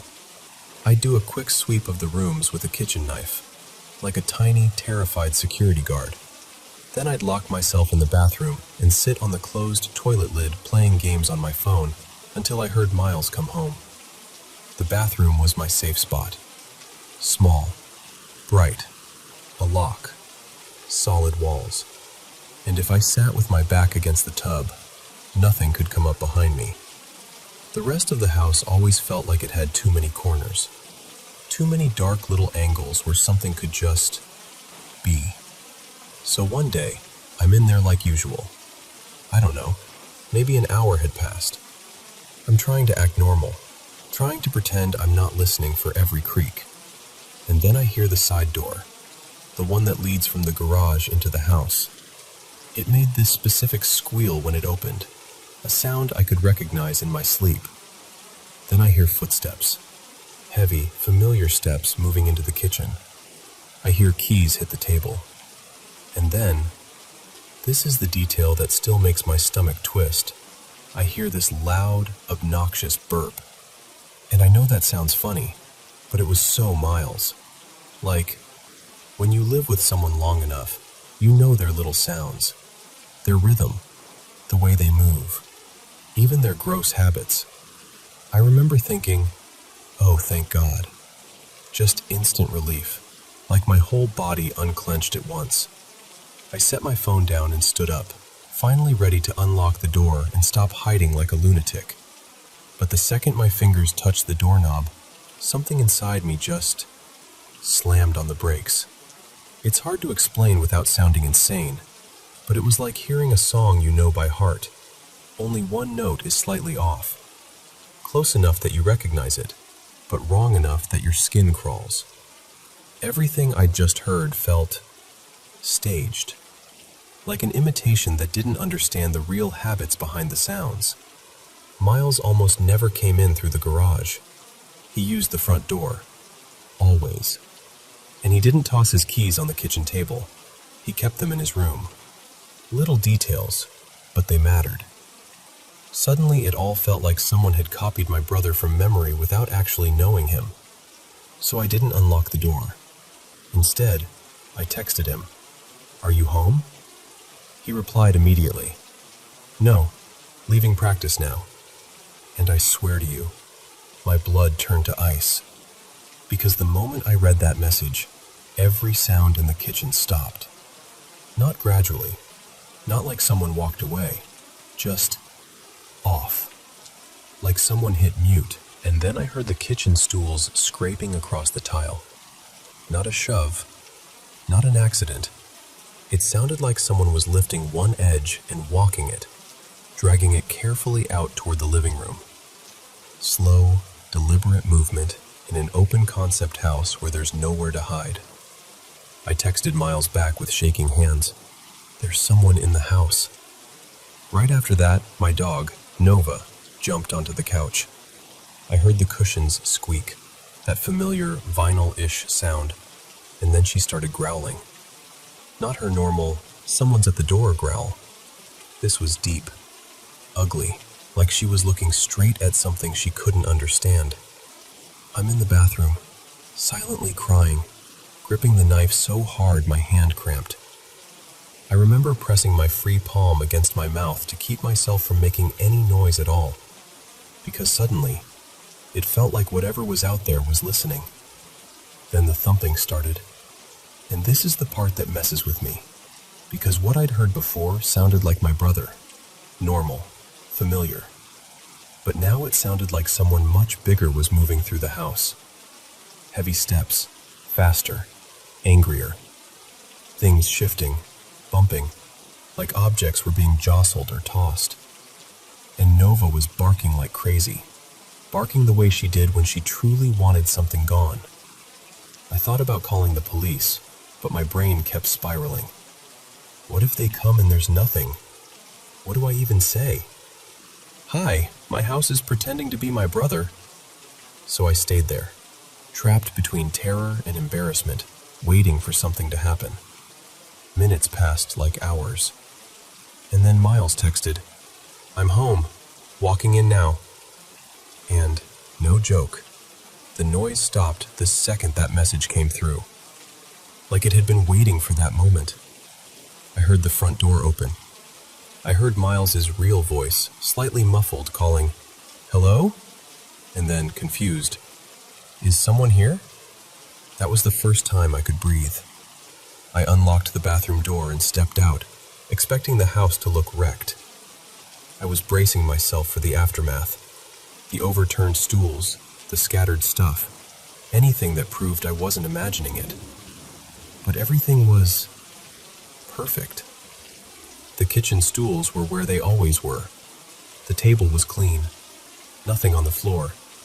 No signs of anything being moved, tossed, or touched. And the garage door? The one I heard open? Locked. From the inside.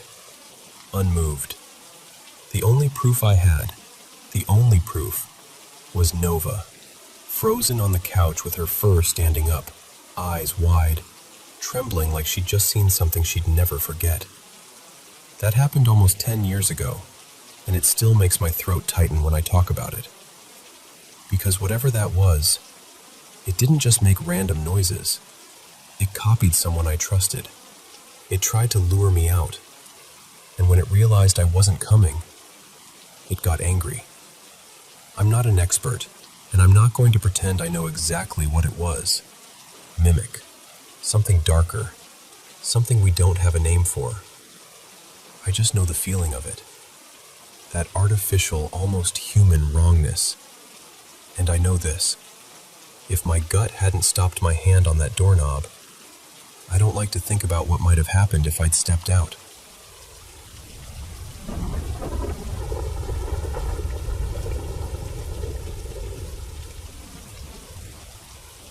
Okay, so I need to take you back to Yosemite Valley. Late summer, 1989. Just after we got married. Like, brand new married. We'd said our vows in that little valley chapel the night before, and the next night, around midnight, we got this spontaneous, ridiculous idea. Let's go for a swim in the Merced River. It was me and my wife. Let's call her Marissa. And we were feeling untouchable in that newlywed way, you know? Giddy. A little reckless. The park was quiet, and it's Yosemite. You can be out at any hour, no curfew or anything. I'd grown up coming to these spots with my family, so I felt like I knew the area like the back of my hand. We parked off Northside Drive, just east of Bohono Bridge, and there wasn't a single other car. Not a light. Not even the sense that anyone else existed out there. We grabbed towels, a blanket, flashlights, and started down this little dirt path, maybe 30 yards through trees to the sandy edge by the water. And halfway down, I swing my flashlight left, and there are two men standing just off the trail. Tall, still, side by side like they'd been placed there. I froze for half a second because, in the dark, your brain tries to turn things into anything except people. I shined the light right on them, realized, oh, guys, and I immediately dropped the beam and muttered this quick, embarrassed, sorry. They didn't move. They didn't nod. They didn't say anything. Not even a little, hey, or a shift of weight. Just statues. What freaked me out most was how formal they looked, like dark suits, or at least stiff, dressy clothing. It didn't fit the setting at all. Marissa didn't even notice them. She was already moving toward the sand. We reached the riverbank. The water was loud. Moonlight was coming through the trees in these broken silver sheets, and Marissa starts spreading the blanket out like it's the most normal midnight swim in the world. I sit down next to her, and then, from the trees on our left, a couple steps out. And I swear to you, they're dressed like they just came from a wedding. A bride and groom, full on. Not costumes, not casual. Wedding clothes. They stop at the river's edge about 10 yards from us, talking softly. I can't make out the words because of the river, but I can hear the tone, that low, private conversation. After a moment, they sort of angle toward us, like they're watching. And it hit me in this cold, crawling way. Are they talking about us? I turn and look back up the slope, and I can still see those two dark men near the trail. Same place, same posture. Then, on the right side, another figure comes out and steps onto this rock that juts into the water. And this guy, he starts moving in this hunched, exaggerated way, like an ape-man. Arms loose, crouching, swaying, doing this threatening little performance. It wasn't playful. It felt directed. And my brain is scrambling, trying to make a normal explanation. Okay, maybe we interrupted something. Maybe it's some weird night game. Maybe there are more people than we thought. But the feeling in my body was pure alarm, like we were surrounded. Marissa, somehow, is still trying to treat it like nothing. She's like, well, I guess swimming is off, kind of shrugging. Then she goes, super casually, I left the cigarettes in the car. Can you grab them? And I snapped, like not at her, but just, the request landed wrong. I did not want to walk back up that path past those two silent men, leaving her alone with the wedding couple and the crouching rock guy. But I didn't want to sound afraid, so I stood up all annoyed and dramatic, like, fine, I'll get them. I walk back up, get to the car, grab the cigarettes, and then I do something I hadn't planned on doing. I pull it out, and when I shut the trunk, I make a big, deliberate noise, like, listen up, everyone. I go back down and stick the sword in the ground near our blanket, like I'm planting a flag. Marissa looks at me like I've lost my mind. What are you doing? And I said, loudly, something along the lines of, when people sneak around and won't speak to you out here at night, I want them to know I'll defend us if they try something. Even saying it now, I cringe a little. It wasn't me. It was fear trying to wear a tough guy mask. Marissa was stunned, like, did I just marry a lunatic? And after another minute, we decide to leave. We pack up fast, get back to the car, and drive away. And again, there are no other vehicles, no headlights, nothing. Just us and the dark road. We drive down El Portal Road toward Cascades picnic area. another river spot I knew well. And I'm thinking, okay, that first place was a fluke. This one is farther out. Surely it's empty. The parking lot is empty, no cars, until our headlights sweep across a picnic table. And there are people sitting there in the dark. Not lit by anything, just there. We both saw them, clear as day in the headlights. We look at each other like, seriously? But we decide to go to the beach anyway and just keep to ourselves. This time I leave the sword in the car, trying to behave like a normal human. We start down the wider trail, maybe 100 yards through the woods. Moonlight is enough that you can see the path. And up ahead, slightly off the trail, there's a woman standing still. She's wearing this ornate white gown, and the closer we get, the more elaborate it looks. Veil, lace, pearls, like something from another era. She's pretty, but older, and she has this calm, placid smile. What made my skin go cold is that she looked like she had this pale blue-white glow. Not a flashlight glow, just a wrong kind of brightness. I'm thinking, I'm about to walk right past her. What do you even say? Marissa is quiet, and I can tell she doesn't want to set me off, because she already thinks I'm spiraling. When I'm right beside the woman, I look her straight in the eyes and manage this small, polite, trembling, "Hello." She keeps smiling, doesn't answer, just watches me pass. A few steps later, Marissa says, totally baffled, "Why did you just say hello to a tree?" I whip around, and my stomach drops, because where the woman was is a dead tree stump, pale in the moonlight. That's it. No veil, no face, no lace, just a stump catching light. I actually jumped, like my body couldn't accept the switch.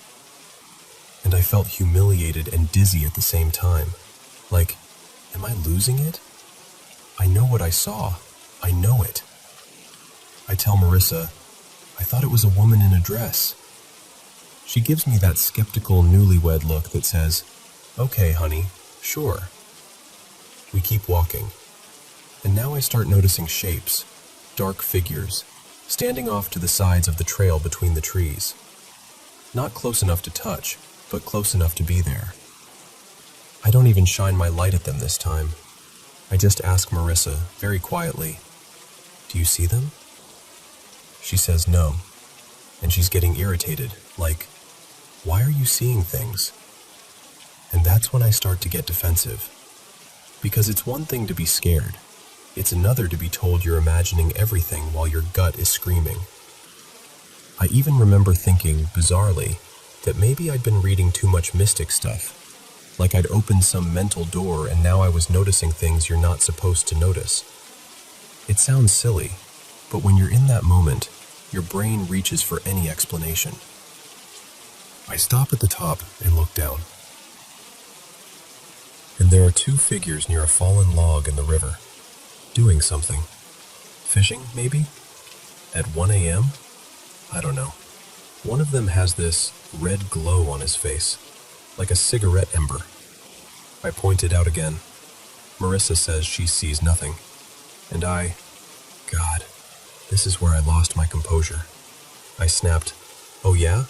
Then what the hell is that?" And I swing my big flashlight beam down onto them. The instant the light hits, the figures turn. Fast. Too fast. And they glare up at us. And I felt this immediate surge of danger, like a cornered animal realizing it's been spotted. They were upright, but bulky, blacker than the dark around them. And the way they moved, it wasn't human. Marissa grabs my arm hard. "We need to go. Now." Later she told me when one of them looked at her, its head turned in this twisting way, like it wasn't limited by bones the way we are, like a snake. We turn and start back toward the car, and that 100-yard trail suddenly feels like a mile. And I remember telling her, through clenched teeth, "Don't run. If we run, they'll chase. Just walk fast. Keep it together." We're both in panic, but we force ourselves to move quickly without sprinting, like we're pretending we're still in control. When we reach the parking lot, the picnic table where the people were, gone. Not shifted, not empty chairs, not they moved, just not there. There was a picnic table farther away on the opposite side, but it was empty, like we'd imagined the whole thing. We got in the car and drove off like our lives depended on it. And now, finally, Marissa admits it. She says, "Okay, I thought you were just freaking yourself out. But those things at the river, whatever they were, I saw them too." So we drive back toward the valley, and then we turn up the mountain road toward Tuolumne Meadows. We talk the whole time, comparing what we saw, trying to line it up. The bride and groom, the two shadow men, the crouching animal-like guy.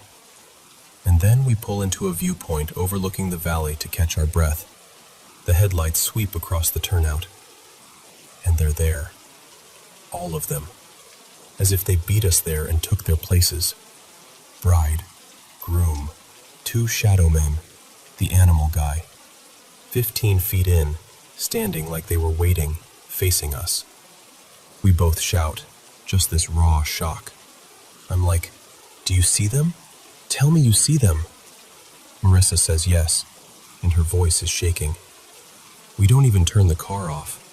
I just throw it in reverse and back out, and we're gone. At this point, it's not just fear, it's disbelief. Because how?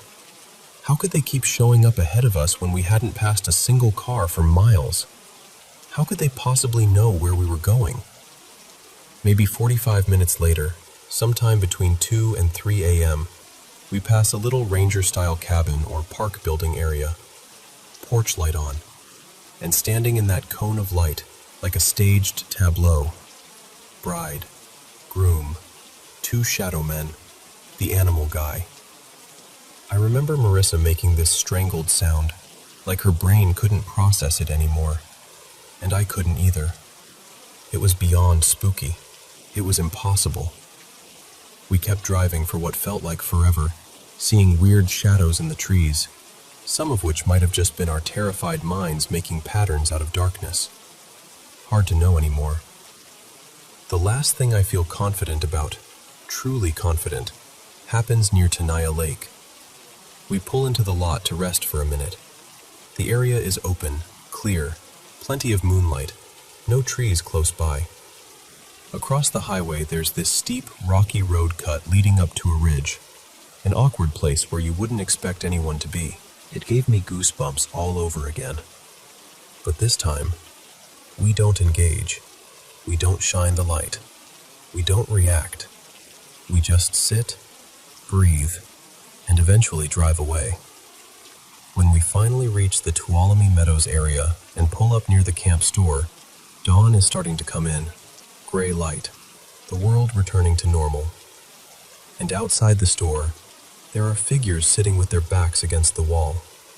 And when I tell you the relief I felt, because they were just people, regular backpackers, waiting for morning. You could tell immediately.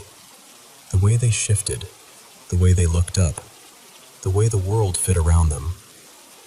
After hours of feeling like we were being haunted by something that didn't belong, it was like stepping back into reality. And that was it. That was the end of the first night of our honeymoon. This long, bizarre, terrifying procession of silent figures and wedding clothes and impossible reappearances. I've spent decades turning it over. Ghosts, residual hauntings, folklore stuff, aliens, tricks of light, shared panic. I've heard every suggestion, and honestly, I still don't know. But here's the strange part. Nothing actually harmed us. No one touched us. No attack. No injury. They just appeared, again and again, like they wanted us to notice, like they wanted us unsettled. And the older I get, the more I wonder if the real danger wasn't them. Maybe it was what fear did to us. how it narrowed our world until every shadow felt alive. Still, I can't lie. A part of me is grateful it happened. Because life can get so clean and explainable, and then something like that reminds you there are corners of the world, of your own perception, that don't behave. And whenever I ask people if they've ever had something they can't explain, and they tell me no, I feel this odd sadness. Not because I want them scared, but because I think having one true mystery in your life changes you, even if you never solve it.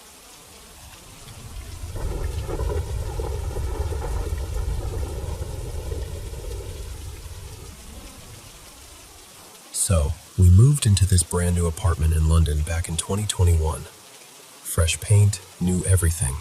Literally the first people to ever live here. We're right at the top, the only flat on our floor, which sounded like a dream at the time. The place is gorgeous. Huge rooms, high ceilings, these massive floor-to-ceiling windows that make it feel bright and open even when it's gray outside. But almost from the beginning, there's been this thing. At certain times of day, especially after dark, though not always, we hear running.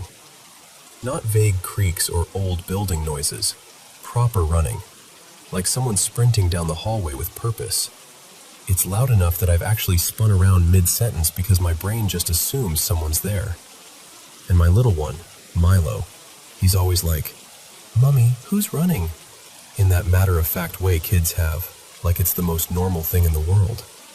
At first, I blamed the flat below us because they've got small kids.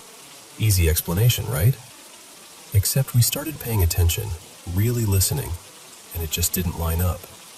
And the thing is, this building is so well insulated. We don't hear our neighbors, like, at all. No TV through the wall, no footsteps, nothing. So why would we only hear that? Then for a while I convinced myself it was the roof. Maybe birds. Maybe a fox? London has foxes everywhere. And sometimes, honestly, it did sound like it was coming from above, which made that theory feel even better because it was safer. Logical. Contained. Not creepy. But the more it happened, the less it felt like an animal. It wasn't scratching or scurrying. It was human pacing, like a person running. And the running isn't even the only part. There have been these little moments that make the air feel wrong, like shadows shifting where they shouldn't. Not dramatic ghost in the mirror stuff, just I'll catch movement out of the corner of my eye, like someone ducking back around a corner or walking past a doorway. Most of it happens in our main hallway. Coincidentally, of course, that's where the running always seems to be. More than once, I've been sitting watching TV with my back to the hall door, and I've felt someone behind me. Properly felt it. There have been times I've turned around and snapped, "Oh, just don't," thinking it's my partner, Ethan, trying to creep in and startle me. And then, nothing. Empty hall. Quiet. No Ethan. No one. One afternoon, this was in 2022, I walked into Milo's room. He wasn't in his cot. The room was tidy, normal, but the cot had been pulled out from the wall, like someone had dragged it forward. Not a few inches, enough that it stopped me in my tracks. And I remember standing there thinking, nope, that's not right, because I can barely shift it myself without really putting my back into it. Milo was too small at the time to do anything like that, and Ethan was at work. I even replayed my own morning. Did I move it? Did I catch it with my hip? Did I imagine it? But no, I would have noticed. It was moved. The honest truth is, neither of us has ever felt properly alone in this place. Not once. Even when I'm by myself in the daytime, sunlight pouring in, I still get that prickly feeling like I'm being quietly watched. Not threatened, just observed. Like something is sharing the space and doesn't feel any need to hide. And here's the part that makes it more complicated. I spoke to a colleague, Leah, because she's the type who goes to a medium regularly, and apparently, the woman has been uncannily accurate for her in the past. I wasn't even trying to be dramatic. I just asked for any ideas, like, what else could this be? And I mentioned, kind of casually, that I keep my dad's urn in the spare room. Leah's face changed instantly, like the color drained out of her, and she went, "You need to get rid of that." Which, absolutely not. No chance. That's my dad. I'm not getting rid of him like he's an old lamp. And the thing is, Milo talks about him.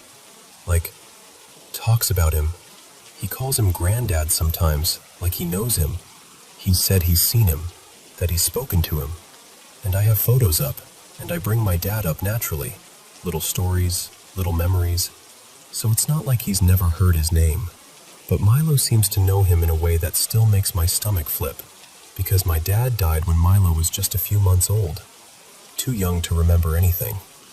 Yet sometimes Milo will say things with such certainty, like he's describing someone he genuinely knows. And none of this has ever felt sinister. That's what messes with me. There's no screaming, no slamming doors, no scratches, no "leave this place now" horror movie stuff. It's more like the atmosphere is off. The vibe is wrong.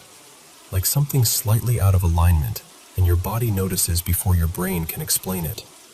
We're actually selling the apartment now, partly for practical reasons. But if I'm being real, we're just tired. Tired of that unsettled feeling. Tired of second-guessing every sound, every shadow, every little movement in the hallway. And I keep coming back to the same thought. I just want to know what it is. Because if it's animals, fine. Tell me it's animals and I'll sleep better. If it's the building settling, great. Show me where and why. If it's some weird acoustic thing, brilliant. I'll take it. But whatever the reason, this place has never felt empty. Not once.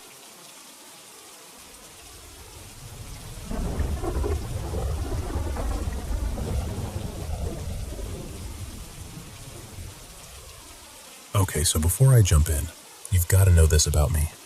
Sleep paralysis has been a weird little thing in my life for as long as I can remember. It's usually the same routine. I'll think I've woken up, but I can't move, can't talk, can't do anything except stare and wait it out. It's terrifying, but it's predictable. The very first time it happened, I was maybe 13, 14 at the most. I'd fallen asleep facing this dresser mirror, and when I woke up, I saw it. This shape behind me. Not a person exactly. More like a shadow wearing the idea of a person. No face, no details, just this heavy, dark presence that felt way too close. Then I got older, and the sleep paralysis would still happen once in a while, but I never saw that shadow again. Not for years.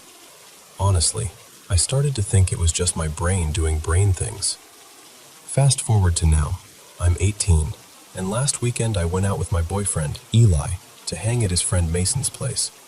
They live out in the middle of nowhere, and those two are the type who always have some insane story. Lights flickering, footsteps when nobody's there, stuff like that. And I'll admit it, I get curious. I'm that person. So I brought this old spirit board I'd had for months. It had basically become wall decor because every time I tried it, nothing happened. And I'd started to feel kind of silly for even owning it. Late that night, like after midnight, we ended up wandering around outside. Not exactly on train tracks like a horror movie, but along this quiet service path near them where the rails run through. There's this abandoned stretch nearby, half-collapsed sheds, old signs, that kind of forgotten place vibe. We stopped there, and Mason and I decided to try the board, just for fun. Eli hung back, messing with his phone light and laughing at us. And listen, I know. First mistake, only 2 people on the planchette. Second mistake, doing it out there in the dark like we're asking the universe to mess with us. I did the basic question, the one everyone does. Is there anyone here who wants to talk to us? At first, it didn't move. I remember thinking, see? Told you. It's nothing. Then the planchette started sliding, slow, deliberate. It spelled G-E-T. And I swear to you, my stomach dropped so fast it felt like I missed a step on a staircase, because we both knew what it was going to say. I didn't even let it finish. I yanked my hands back and blurted out, "Goodbye," like I was slamming a door in someone's face. Mason did the same, and we just looked at each other for half a second like, did that just happen? And then we basically power walked back like our lives depended on it, trying to laugh it off, but not really laughing. The rest of the night was normal enough. And honestly, part of me still tried to rationalize it. Like, maybe Mason pushed it. Maybe we nudged it without realizing. Maybe my brain just wanted a scary moment. But then the next night happened. I was home alone. Totally alone. I got in bed and started praying, quietly, just trying to calm myself down. I remember feeling my body relax, and I guess I drifted off mid-prayer. That's when it hit. That awful, familiar, waking up feeling. Except, I didn't wake up. And there it was. The shadow. Only this time, it wasn't just a faceless shape in the background. It was closer. Right there. And it had eyes. I know how that sounds, but I swear, eyes. Not normal eyes. Just these focused points that felt like they were looking into me, not at me. And here's the part that messed with me. This didn't feel like my usual sleep paralysis. Usually I'm frozen. This time I was fighting, like I was flailing and trying to shove it away and begging, actually begging, "Please, let me wake up." And then suddenly I did. I sat up, breathing like I'd run a mile, and I remember actually saying out loud, "That was so weird. I hate this." Like I was trying to make it smaller by naming it. Eventually I fell back asleep. But then, later, maybe an hour or so after, I woke up again. And this one was worse. Same thing. I'd been praying and drifted off without finishing. And then my eyes opened, and I knew instantly it was happening again. The shadow was there in the same place, like it had been waiting, like it never left. But this time, it wasn't leaning toward my face. It was leaning toward my ears, like it wanted to speak right into them, or crawl inside my head through them. I don't know. I just know I was horrified in a way that made my whole chest ache. I fought it. I was pushing and kicking and trying to get away. I could feel myself moving, but I couldn't tell if I was actually moving in my bed, or if it was all happening inside my brain. It felt real either way. And it talked. Not like a normal voice, more like the idea of words pressed into my mind. And it told me, "I'm keeping you here forever." I started crying. Full-on crying, pleading, bargaining, like you do when you're terrified and your logic has completely clocked out. I remember saying, "Please, I have work in the morning. I can't stay here, I can't." Like that was going to matter to whatever it was. And then, this is the part that makes me feel sick even saying it. I panicked so badly that I tried to negotiate. I told it, if it let me wake up tonight, it could come back tomorrow. The second the words left my mouth, I woke up. I shot upright, gasping. My cheeks were wet. My body felt like it had just been through something. And my room looked normal, but everything in me felt wrong. Like I'd opened a door I didn't know how to close. I called Eli afterward, and he tried to comfort me. But even he admitted he'd been having these vivid nightmares since that night we messed around outside. He said maybe it's night terrors, maybe stress, maybe our brains latched onto a creepy moment and ran with it. And I want to believe that. I really do. But it doesn't feel like my normal sleep paralysis anymore. It feels like something is responding, like it's getting closer, like it recognizes me now. And now I'm sitting here thinking about what I said, what I offered, when I was scared out of my mind. Because what if it actually does come back tomorrow? And what if next time I don't wake up?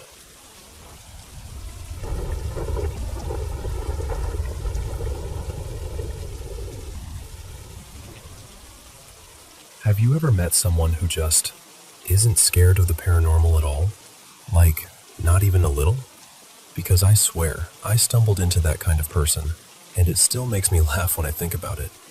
So, I'm from Finland, and a while back, I started dating this wonderful single dad named Mikko. The first time I visited his place, I honestly felt like I'd stepped into a storybook. He lives in this ancient farmhouse he inherited from his grandparents. One of those big, weathered homes that looks like it's been quietly watching the world go by for generations. And here's a funny detail. His family's been on that land for so long that his last name is actually the same as the name of the little village nearby. Like the whole area and his family are basically stitched together. It made everything feel even more rooted. Like the house didn't just belong to him, he belonged to it too. Inside, it's like a living museum, but not in a dusty, creepy way. More like warm and charming. Old wooden trunks, embroidered linens, antique tools, faded photos in frames that have been touched by 100 hands. And somehow, he's managed to blend it all with modern life. Coffee machine on a vintage table, a smart TV sitting under a creaky old beam, like it's the most natural thing in the world. After we'd been together for a while, Mikko asked me to move in. I was thrilled. Truly. The house, the garden, the whole property. It felt magical. He takes such good care of everything too. The yard is always tidy, the paths are swept, flowers everywhere in summer, and even in winter it has this cozy, glowing feeling. It's the kind of place where you half expect to see little lanterns hanging in the trees. But, yeah, there's also a different kind of fairy tale living there, because I'm pretty sure we weren't alone.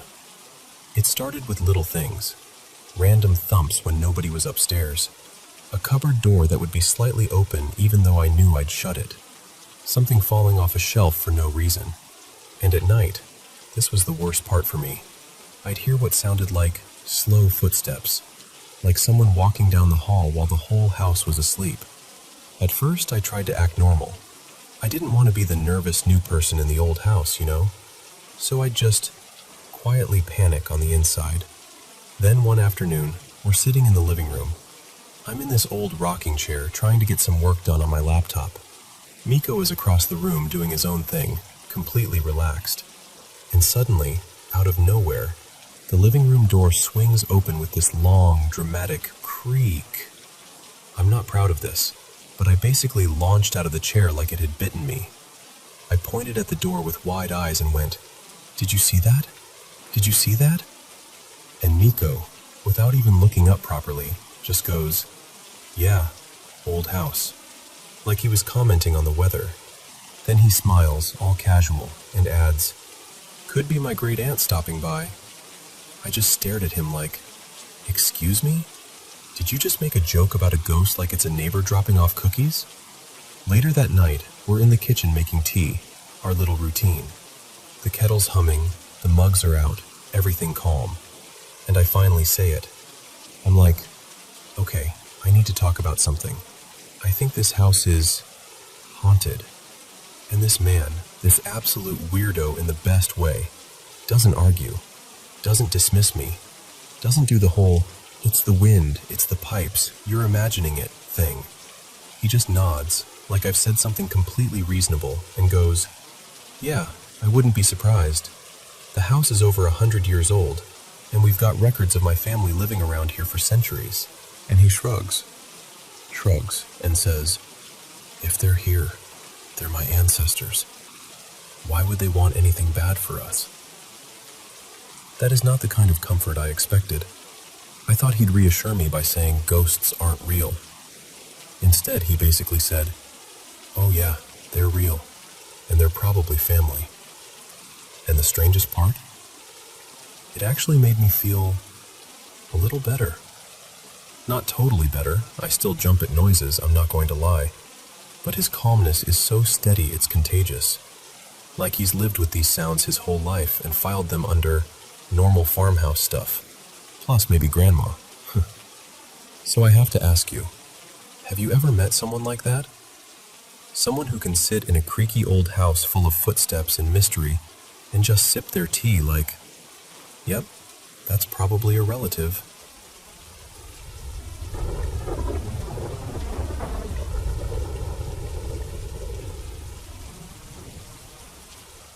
Okay, so before I start, I have to tell you, this isn't my story. It happened to my Aunt Marisol, and she's told it so many times that it feels like it lives in our family's bones. This was in northern Mexico back in the late 80s. Marisol was the kind of teenager who thrived on trouble, always sneaking out, always daring somebody to do something ridiculous, always acting like nothing could touch her. My mom, her little sister Lucia, was the complete opposite. Quiet, careful, the kind of kid who apologized when someone else bumped into her. One afternoon, Marisol had a few girls from school over. They were hanging out in their bedroom, doing each other's hair, flipping through glossy magazines, laughing at boys, normal teen stuff. And of course, Lucia kept hovering, begging to stay. She was that annoying little sister who didn't want to be left out of anything. At some point, one of the friends, Roxana I think, unzips her bag and pulls out this homemade spirit board. Not a fancy store-bought one, just cardboard with letters and numbers drawn on it, and a little cutout piece they used like a pointer. Marisol and her friends lose it, giggling like it's the most thrilling thing in the world. Everyone's leaning in, daring each other to touch it, except Lucia. Lucia immediately goes pale and starts whispering, "No, no, don't do that. That's a bad idea. Please don't mess with that." But you know how teenagers are. The more someone begs you to stop, the funnier it becomes. So they start playing. And it's not even respectful. It's teasing, mocking. They're asking dumb stuff like, "What's your name? Why aren't you answering? Are you scared? What do you look like?" They're laughing the whole time, rolling their eyes, acting like they're too grown to be afraid of anything. And nothing happens. Not a twitch, not a scrape, not a single spooky moment. So after a while they get bored and toss the board aside, like it was just another toy, and move on with their afternoon. But that night, this is the part that still makes my skin tighten. Marisol wakes up sometime after 2 in the morning. She's in bed, and she shares the room with Lucia and 2 of their brothers. The room is dark, still, quiet in that heavy middle-of-the-night way. She wakes up with this awful, sinking feeling in her stomach, like dread, but physical, like your body knows something before your brain catches up. She's lying on her side facing the wall, so her back is to the rest of the room, and right away she realizes she can't move. Her arms won't budge. Her legs won't budge. She can't even turn her head. Marisol had experienced sleep paralysis before, so she recognizes what it is. But she said this felt different. The fear was sharper, meaner, like something was in the room with her, not just in her head. Minutes pass, long minutes, and she's trying so hard to force her body to respond, to wiggle a finger, to make a sound, anything. And then she feels it. Her mattress dips, slowly, right behind her, like someone is carefully sitting down on the edge of the bed. She can't turn around. She can't see. She can only feel that pressure, that weight, settling in beside her like it belongs there. She starts panicking, inside her own body, trapped, breathing fast, praying, trying to scream and realizing she can't. And then she hears a man's voice. Not one of her brothers, not her father, not anyone who should have been in that room. It's right behind her, and it says, so calmly, so cruelly, and the worst part is the tone, like it's amused, like it's repeating something she'd already said earlier, throwing it back at her. "Turn around," it says again. "Go on." Marisol told my mom she felt like her heart was going to burst out of her chest. She tried to pray, but her thoughts were tangled. She tried to move, but nothing worked. And then, finally, something breaks, like the spell cracks. She lets out this screaming, full-body, blood-curdling scream that jolts everyone awake. Her brothers jump up. My mom bolts upright. Someone flips the light on, and suddenly the room is chaos. Everyone asking what happened. Everyone crowding around her bed. And Marisol, shaking, drenched in sweat, just blurts out that it was a nightmare. That she must have been dreaming. That it was nothing. But the next day, when the sun was up and the house felt normal again, she pulled Lucia aside and told her everything in a quieter voice, like she didn't want the walls to hear.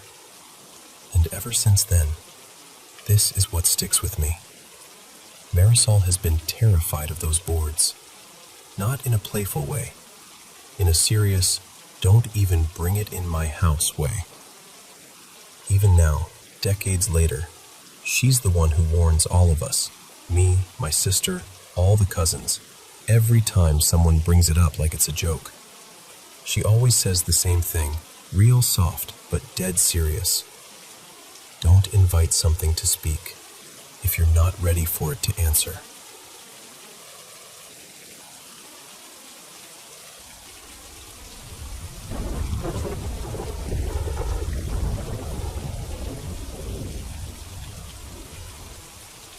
Before I tell you this, I just need you to understand something, okay? I don't drink, I don't do drugs, and I'm not someone who has hallucinations or anything like that.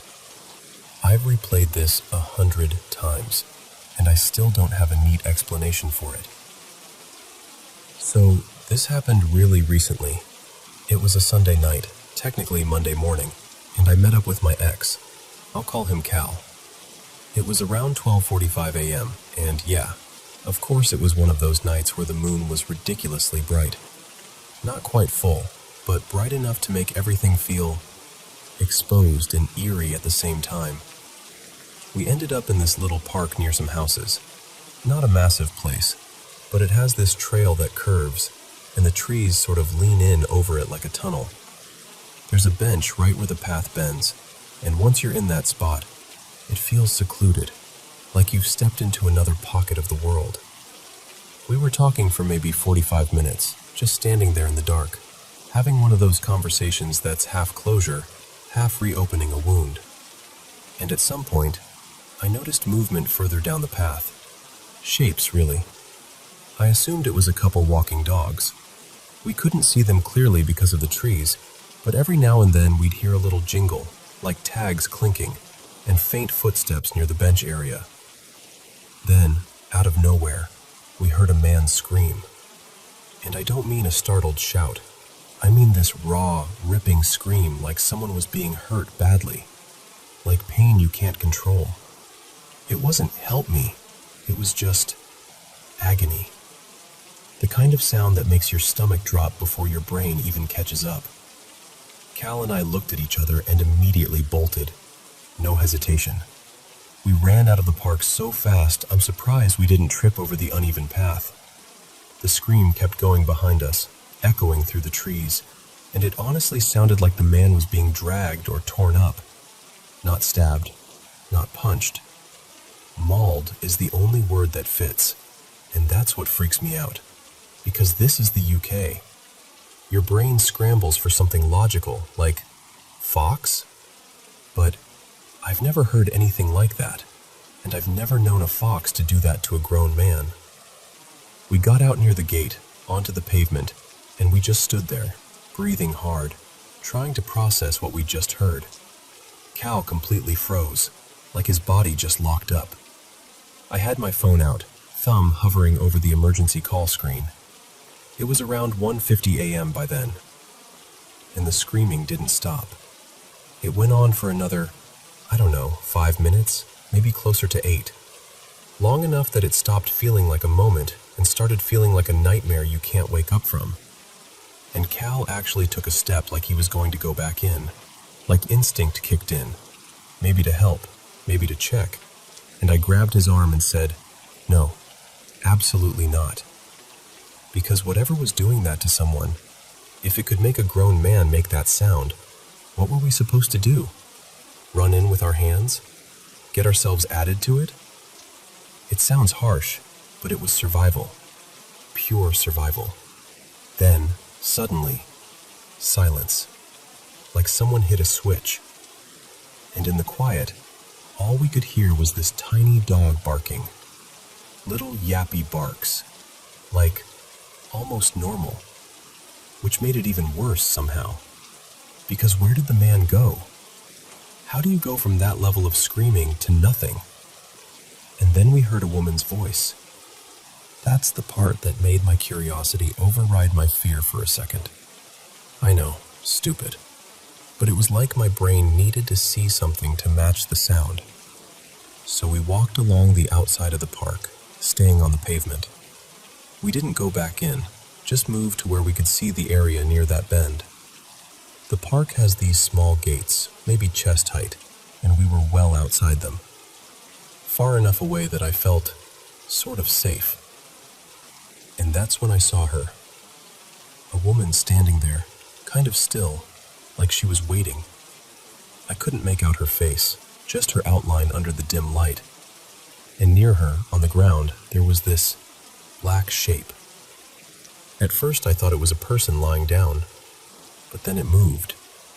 And I swear to you, the way it moved was wrong. It didn't move like a dog running or a person crawling.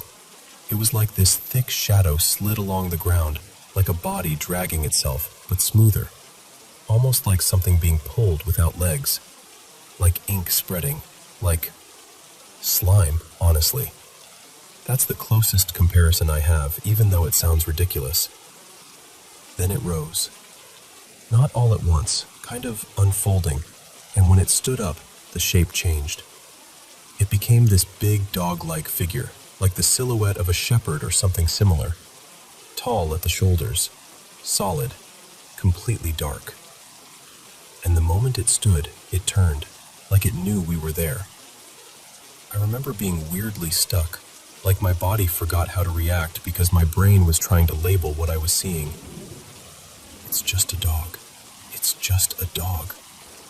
Except, it didn't feel like just a dog. It felt like something that had been pretending to be part of the night, and then decided it didn't need to hide anymore. And then it started coming toward us. Slowly at first. Not charging, just closing the distance. And the thing is, we weren't even inside the park. We were outside the gates, across the pavement, nowhere near that bench. But it was still moving toward us like we'd stepped into its space. I didn't even have to say anything to Cal. We looked at each other and we both ran, immediately. Full sprint. No, should we? No, maybe it's fine. Just gone. We ran through side streets, cutting corners, not even caring where we were going as long as we weren't there. I kept looking back and couldn't see much, but I didn't stop. I didn't slow down until my lungs burned. And even now, what messes with my head is the questions. Where did the screaming man go? Why did it end so suddenly? Why was the woman so calm? Why was there only a tiny dog barking after all that? And if her big dog attacked someone, or attacked the small dog, why would she just stand there like nothing happened? Why would she stay in the park at all after hearing those sounds? And why did that thing move toward us? I've had friendly dogs come up to me before, sure, but in daylight, wagging their tail, normal dog behavior. This was different. This was 2 a.m., in the dark, and it felt purposeful. Like it wasn't curious, it was approaching.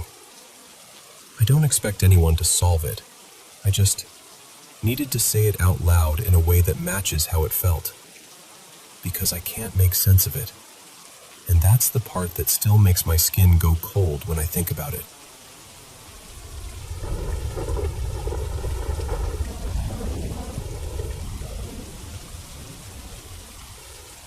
Okay, so I need to tell you this like I lived it, because I did, and it still gives me that weird, tight feeling in my chest. 2 things happened within 3 days, and I live in the capital. Huge city, loud all day, but at night you can actually see the outline of the mountains wrapping around it. Out here, people talk about strange lights sometimes. It's not common, but it's also not unheard of. And the part that matters is, it's almost always out there, toward the mountains or the hills that slope down toward the coast. Always distant, always, maybe it's this, maybe it's that. For context, because this didn't start out as the main event, there were a couple sightings recently that felt like the usual kind of weird. Back in mid-October, around 2 in the morning, I saw this bright crimson light hanging over the mountains. Not blinking, not drifting, just sitting there like someone pinned it to the sky. It stayed for maybe 8 minutes, perfectly still, and then it didn't fade, it didn't move away, just gone, like a switch flipped. Then a few weeks later, early December, I caught an amber-colored light shooting across the sky around 9:20 at night. It was fast, so fast I barely had time to register it before it vanished. 2 seconds, maybe less. And honestly, sightings like those, that's the kind of thing people around here shrug at. Huh, that was odd. Then you go back inside. But what happened after that wasn't like that, not even close. Because the other stuff is always miles away, right? Out over the hills, far enough that your brain can keep a little distance from it. This time it wasn't far. This was right above me. It was the 16th, early evening, like 8:45. I was walking out to grab some bread and something quick for dinner. I always look up when I'm outside at night. It's a habit. I love the sky. It calms me down. So I'm walking, I glance up, and I just freeze. I literally said out loud, "What the hell is that?" There was this tiny orb, like a little bead of light, moving overhead. Not high like a plane, closer. Close enough that it felt personal, like it was in my space. At first I tried to be logical. My brain went, "Okay, drone," because what else are you supposed to think? But then the orb did something that made my stomach drop. A second light appeared, almost like it split off from the first one, like the original light produced another one. And now there were two, gliding in the same direction, kind of slow, heading south over the rooftops. And then, no drift, no speeding away, nothing dramatic. They just vanished, like they were never there. And the craziest part is, I wasn't alone. 3 other people were outside. I could tell they'd seen it because they had that same expression I'm sure I had. Mouth slightly open, eyes following the sky, that silent question written on their faces. Did you see that? Nobody even really spoke. We just shared that moment of disbelief, and then everyone sort of scattered back into their own lives like we hadn't all just watched reality glitch for a second. But I didn't go back to normal. Ever since that night, I've had this feeling, like the air changed, like something noticed us noticing. And every night since then, I've caught myself staring at dark windows, listening harder than I should, feeling like I'm being watched. And then, 3 nights later, it got worse. It was around 3:10 in the morning. I was in bed, watching something low on the TV, trying to keep the room calm. Elena went to the bathroom, and when she came back, she paused by the window. We live on the 4th floor, so we can see the street pretty clearly. She looked out for a second, and then she turned to me. And I swear to you, the look on her face was the exact look I had when I saw the lights. She looked back out the window like she needed to confirm it. Then she faced me again and said, quietly but very certain, "I saw something weird, walking across the street." Instant chills, because I already had that being watched feeling, but I wasn't expecting her to say that. I asked her what she meant, and she described it as this small, dark figure, like a silhouette, moving fast on 2 legs. Not a person she could make out, no details, just shape and motion. And here's the part that made my skin crawl. She said it was heading toward the same direction, the same area, where I'd seen the orbs disappear a few nights earlier. so of course I went to the window. I had to. I needed to see something, anything, some rational explanation. But I didn't see the figure. What I did see was the building across the street, this new apartment block that's still empty, not officially open yet. Dark, unfinished looking. And in that darkness I kept catching movement. Little shadowy shifts, like something ducking around corners. Not one clear shape, more like multiple quick movements. The kind you almost convince yourself you imagined, except it happened again and again. Like something was trying not to be seen, but also wasn't really leaving. It felt like watching, like we were the ones being watched. And we just stood there, silent, staring at this dead building at 3 a.m, sick and exhausted, with the city completely still beneath us. Neither of us slept after that. And even now, telling you this, I can feel that same uneasy pressure in my chest, like the night didn't end when the sun came up. We have no idea what Elena saw. I don't know if it was a person, an animal, a trick of the light, or something else entirely. But I do know this.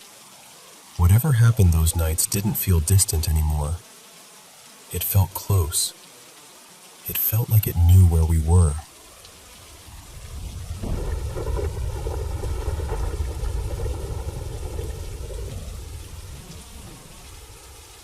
So, when I was little, we lived in this old 2-story rental that never felt completely quiet, even when it was. We were upstairs, me, my parents, and my 2 half-sisters, and the landlord, Mr. Preacha, lived downstairs with his family. My mom, Lydia, always had this uneasy explanation ready. The place has bad energy. The house sat at the end of a narrow dead-end street, and straight ahead, almost like the house was staring at it, was a hospital. She hated that. Said it invited the wrong kind of traffic, if you know what I mean. The thing is, my parents came at all of this from totally different worlds. My dad, Thon Nguyen, is Buddhist, and when he was a boy in Myanmar, he trained as a novice monk for a while. Even now, he's the kind of person who walks into a room and instantly goes, something's off.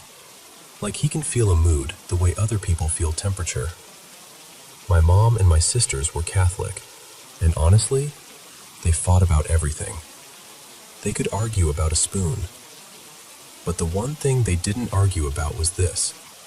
Something strange was in that house. One of my sisters, Maris, was away at university most of the year and only came home for winter break and summer. Her room was at the end of the hallway, and I swear, it always felt colder there, like this thin, steady draft that didn't make sense. The window would be latched, the vent would be closed. Still, that air moved.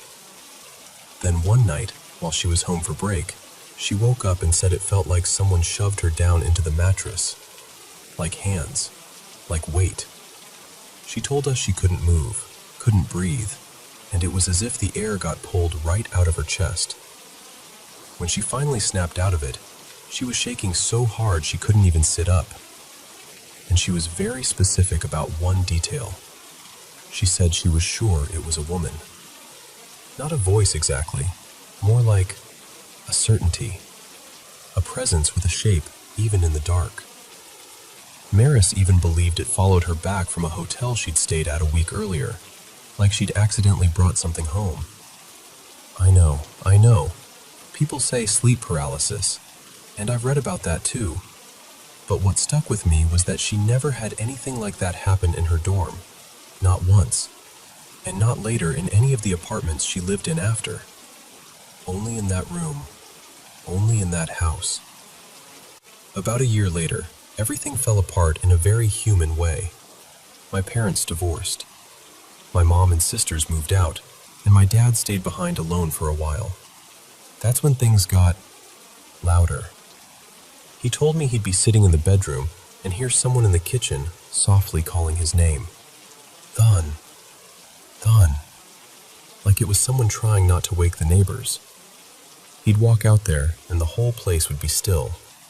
No TV, no radio, just that heavy silence that comes after you know you heard something.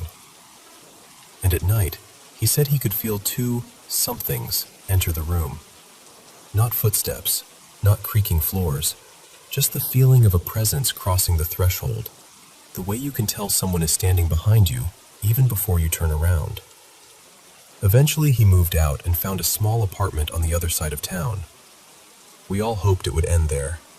New place, new start. But then my grandfather, my dad's father, came to visit from Hong Kong. He slept on the sofa, and my dad dozed off in a recliner nearby. In the middle of the night, my dad jolted awake in that panicked, choking way, like he was drowning on dry land. My grandfather was wide awake, and the next morning, he told my dad something that still makes my skin prickle. He said he'd seen it, not a trick of light, not a passing car.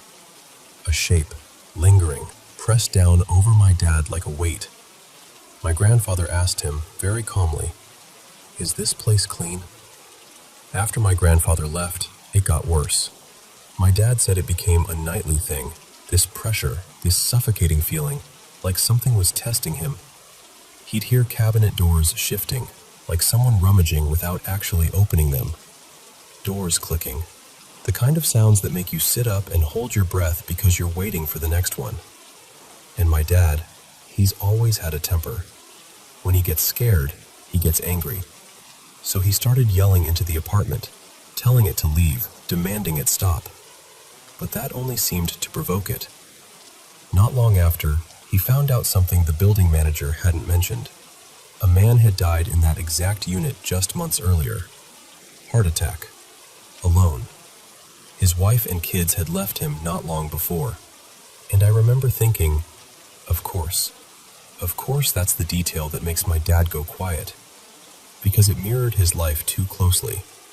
He'd just been left behind by his own family, living in the same kind of loneliness, in the same kind of room. A year after the divorce, my dad ended up needing major heart surgery himself, triple bypass. It felt like his life was echoing someone else's tragedy, like the walls were holding on to it and feeding it back. Now, today, he lives in a senior apartment complex, bright hallways, clean carpets, the kind of place you'd assume would feel safe. And he still swears these things happen. A few months ago, he called me late, sounding embarrassed but shaken. He said he'd been in the bedroom and heard someone in the kitchen. Light movements, like a person cooking. He went out to check and said the kitchen felt used, like someone had just been there. He even touched the refrigerator handle and said it felt slick, oily, like someone had handled it with greasy hands. There was oil spattered near the stove. A couple spice jars were tipped over, and one of his mugs on the counter had seasoning sprinkled into it, like someone absent-mindedly ruined it and walked away. No one else had keys. No staff had been inside. No explanation that made sense. He's also told me about little things that stack up. The elevator doors opening on their own from across the hall when no one is waiting. The feeling of being followed on the stairwell, like a presence keeping pace one step behind him. And I don't know how to wrap it up neatly, because I don't have a neat answer. I just know my dad has always been porous, somehow. Like the boundary between him and whatever else is out there is thinner than it is for most people. Maybe it's his history. Maybe it's his sensitivity. Maybe it's just bad luck and a mind that never stops scanning for danger. Or maybe some people really do attract things. And if any of this sounds familiar to you, if you've ever lived somewhere that felt like it had eyes, or had a family member like my dad, someone who seems to carry a shadow with them, please tell me I'm not alone in this.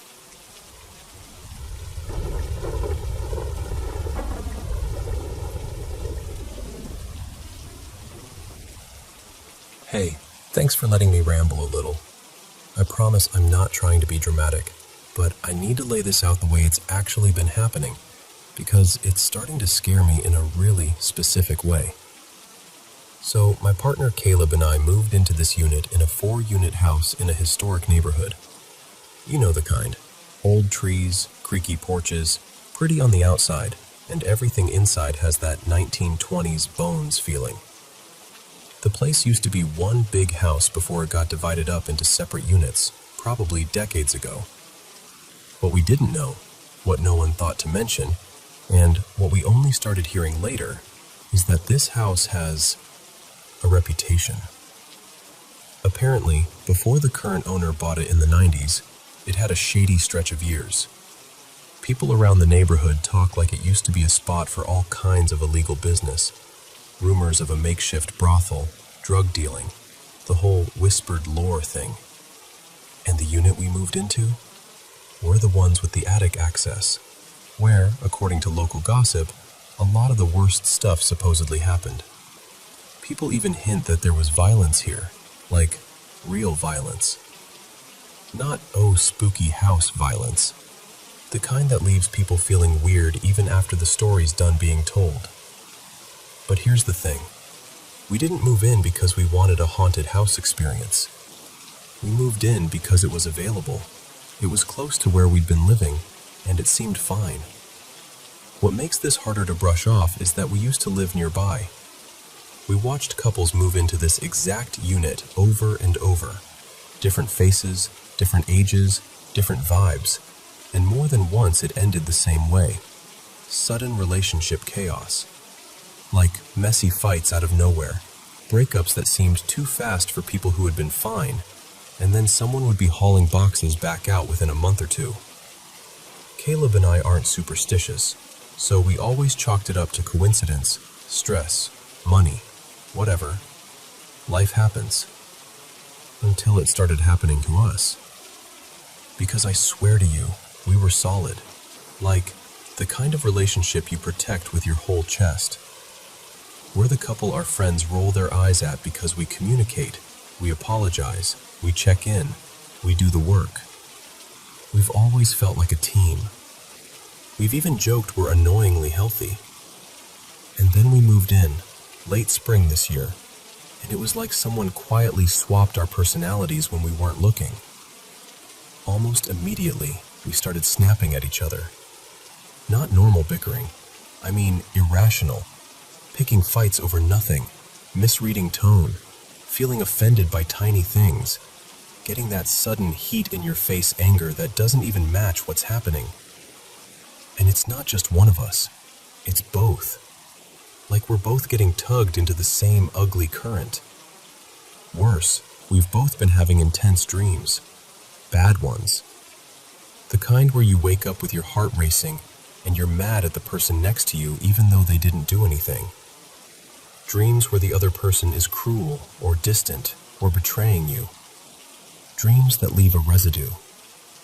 And here's the part that messes with my head the most. When we leave the apartment, like even just go sit in the car or walk a few blocks, something lifts. We can talk like ourselves again. We'll look at each other and be like, what was that? Why did I say that? Why did I feel like that? We're apologetic, but also genuinely confused, like we're reviewing footage of two people we don't recognize. Then we came home, unlocked the door, and it was like the atmosphere tightened, like we walked back into a room that doesn't want peace in it. And I know how that sounds. I do. If someone told me this story a year ago, I'd be like, okay, but are you sleeping enough? Are you stressed? Is it moving fatigue? And sure, moving is stressful, but this doesn't feel like stress. Stress makes you tired. This feels like something pressing buttons. On top of all that, there have been these small, creepy little things. Nothing movie level, but enough to make you freeze for a second. Cabinets we swear we closed sitting open when we come back into the kitchen. Couch cushions shifted in a way that doesn't make sense. And one day in the backyard, I touched the handlebar of an old bike we keep out there, and this weird, dark, oily gunk, like black residue, kind of spit out of the end. That one really got me, because it wasn't just, oh, maybe we forgot. It was physical, and it was gross, and it was sudden. Our dog Miso has been restless here too, pacing, staring down the hallway like he's listening to something. Not constantly, but enough that we've noticed. And we're not people who normally assign meaning to every little animal behavior. It just feels like the whole apartment has a hum to it, and none of us can fully relax. We've tried to do the responsible stuff. Therapy, long talks, being intentional, even praying, which we don't usually do as a go-to solution, but we're at that point where you start trying anything that might bring relief. And the scariest part is that we're starting to feel helpless. Not because we don't love each other, we do, deeply, but because we can't predict when we'll get pulled into that ugly version of ourselves inside these walls. And I want to be really clear, I'm not blaming Caleb. I'm not painting him as the villain. He's been acting unlike himself, and so have I. That's what makes it feel so wrong. We both keep looking back and thinking, that's not who I am. That's not how I love you. We're already trying to move out as soon as we can. Like, actively. But until then, I don't know what to do. So if you're listening and you've been through something like this, something where a space seems to change people, what would you do? Would you cleanse it somehow? Ask someone to bless it? Open windows, burn something fragrant, put up protective stuff, whatever people do? I'm not above anything that's kind and harmless at this point. I just want us to make it through this with our relationship intact, and with our sanity. Because I love him. I love us. And I hate the feeling that the moment we walk through our own front door, we're not fully in control of the story anymore.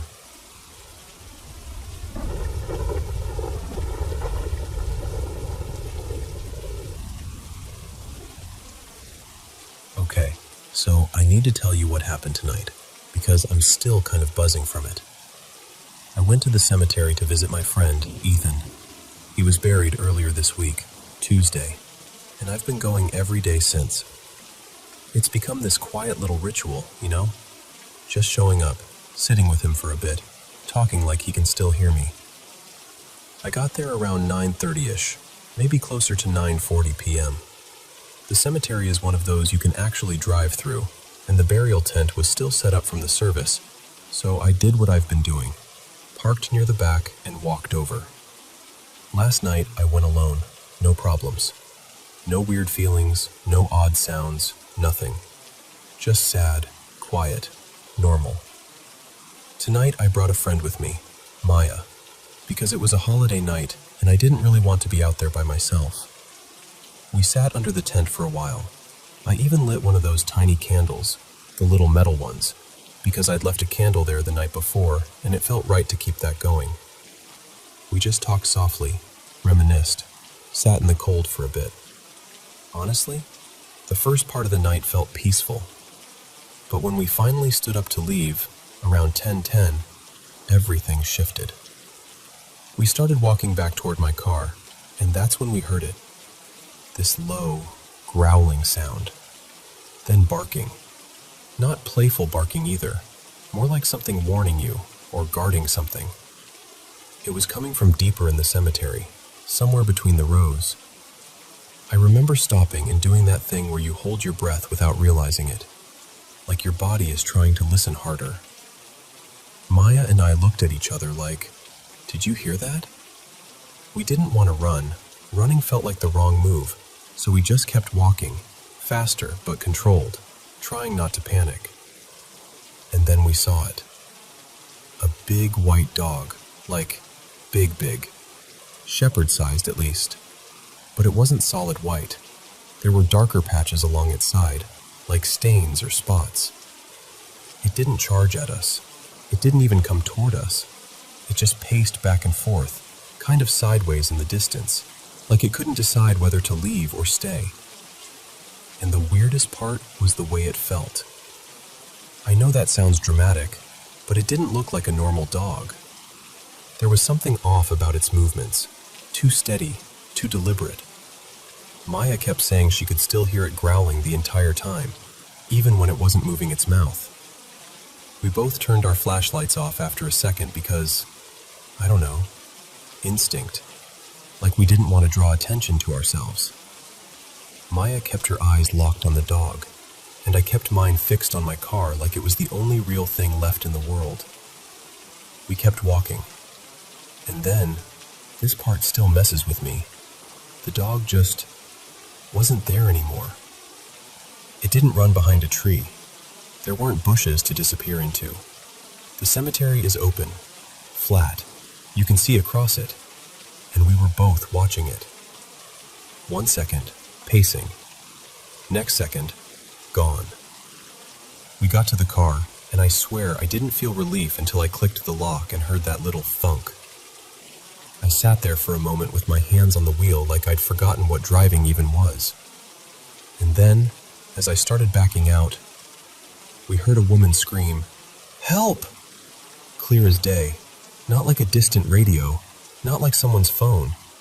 It sounded outside, near the cemetery, close enough that my stomach dropped instantly. We didn't talk much on the way back, just silence and heavy breathing, and that feeling you get when something happens that you can't file away neatly in your brain. When we got to Maya's place, we finally got out, and that's when we noticed something else. On the trunk of my car, there were these long drag marks, like fingers had been pulled slowly across it. Not scratches like branches, more like oily, streaky lines. And on the passenger door, there were 2 clear fingerprints, like someone had pressed their fingertips right into the surface. Fresh. Distinct. And I know for a fact they weren't there earlier, because I'm weirdly picky about my car being clean, and I would have noticed. We stood there staring at it like, what are we even looking at? And I hate saying this because it makes me sound like I'm trying to turn it into some big paranormal thing, but it genuinely felt connected. Like the night didn't end when we left the cemetery, it followed us right up to the driveway. We didn't even think to take pictures at the time. We were too shaken. It was only later, when I calmed down a little, that I realized how badly I wished I had proof of what we saw. So now I'm sitting here, trying to make sense of it. Was it just a stray dog in weird timing? Was it someone messing with us? Was the scream even real? Or did our brains just fill in the worst possibility because we were already scared? I don't know. All I know is that it didn't feel normal. And I can't stop replaying that moment where the dog simply vanished, like it was never there at all. Have you ever experienced anything like this? The growling, the feeling of being watched, the voice, any of it? Because I really, really want a normal explanation for what happened tonight.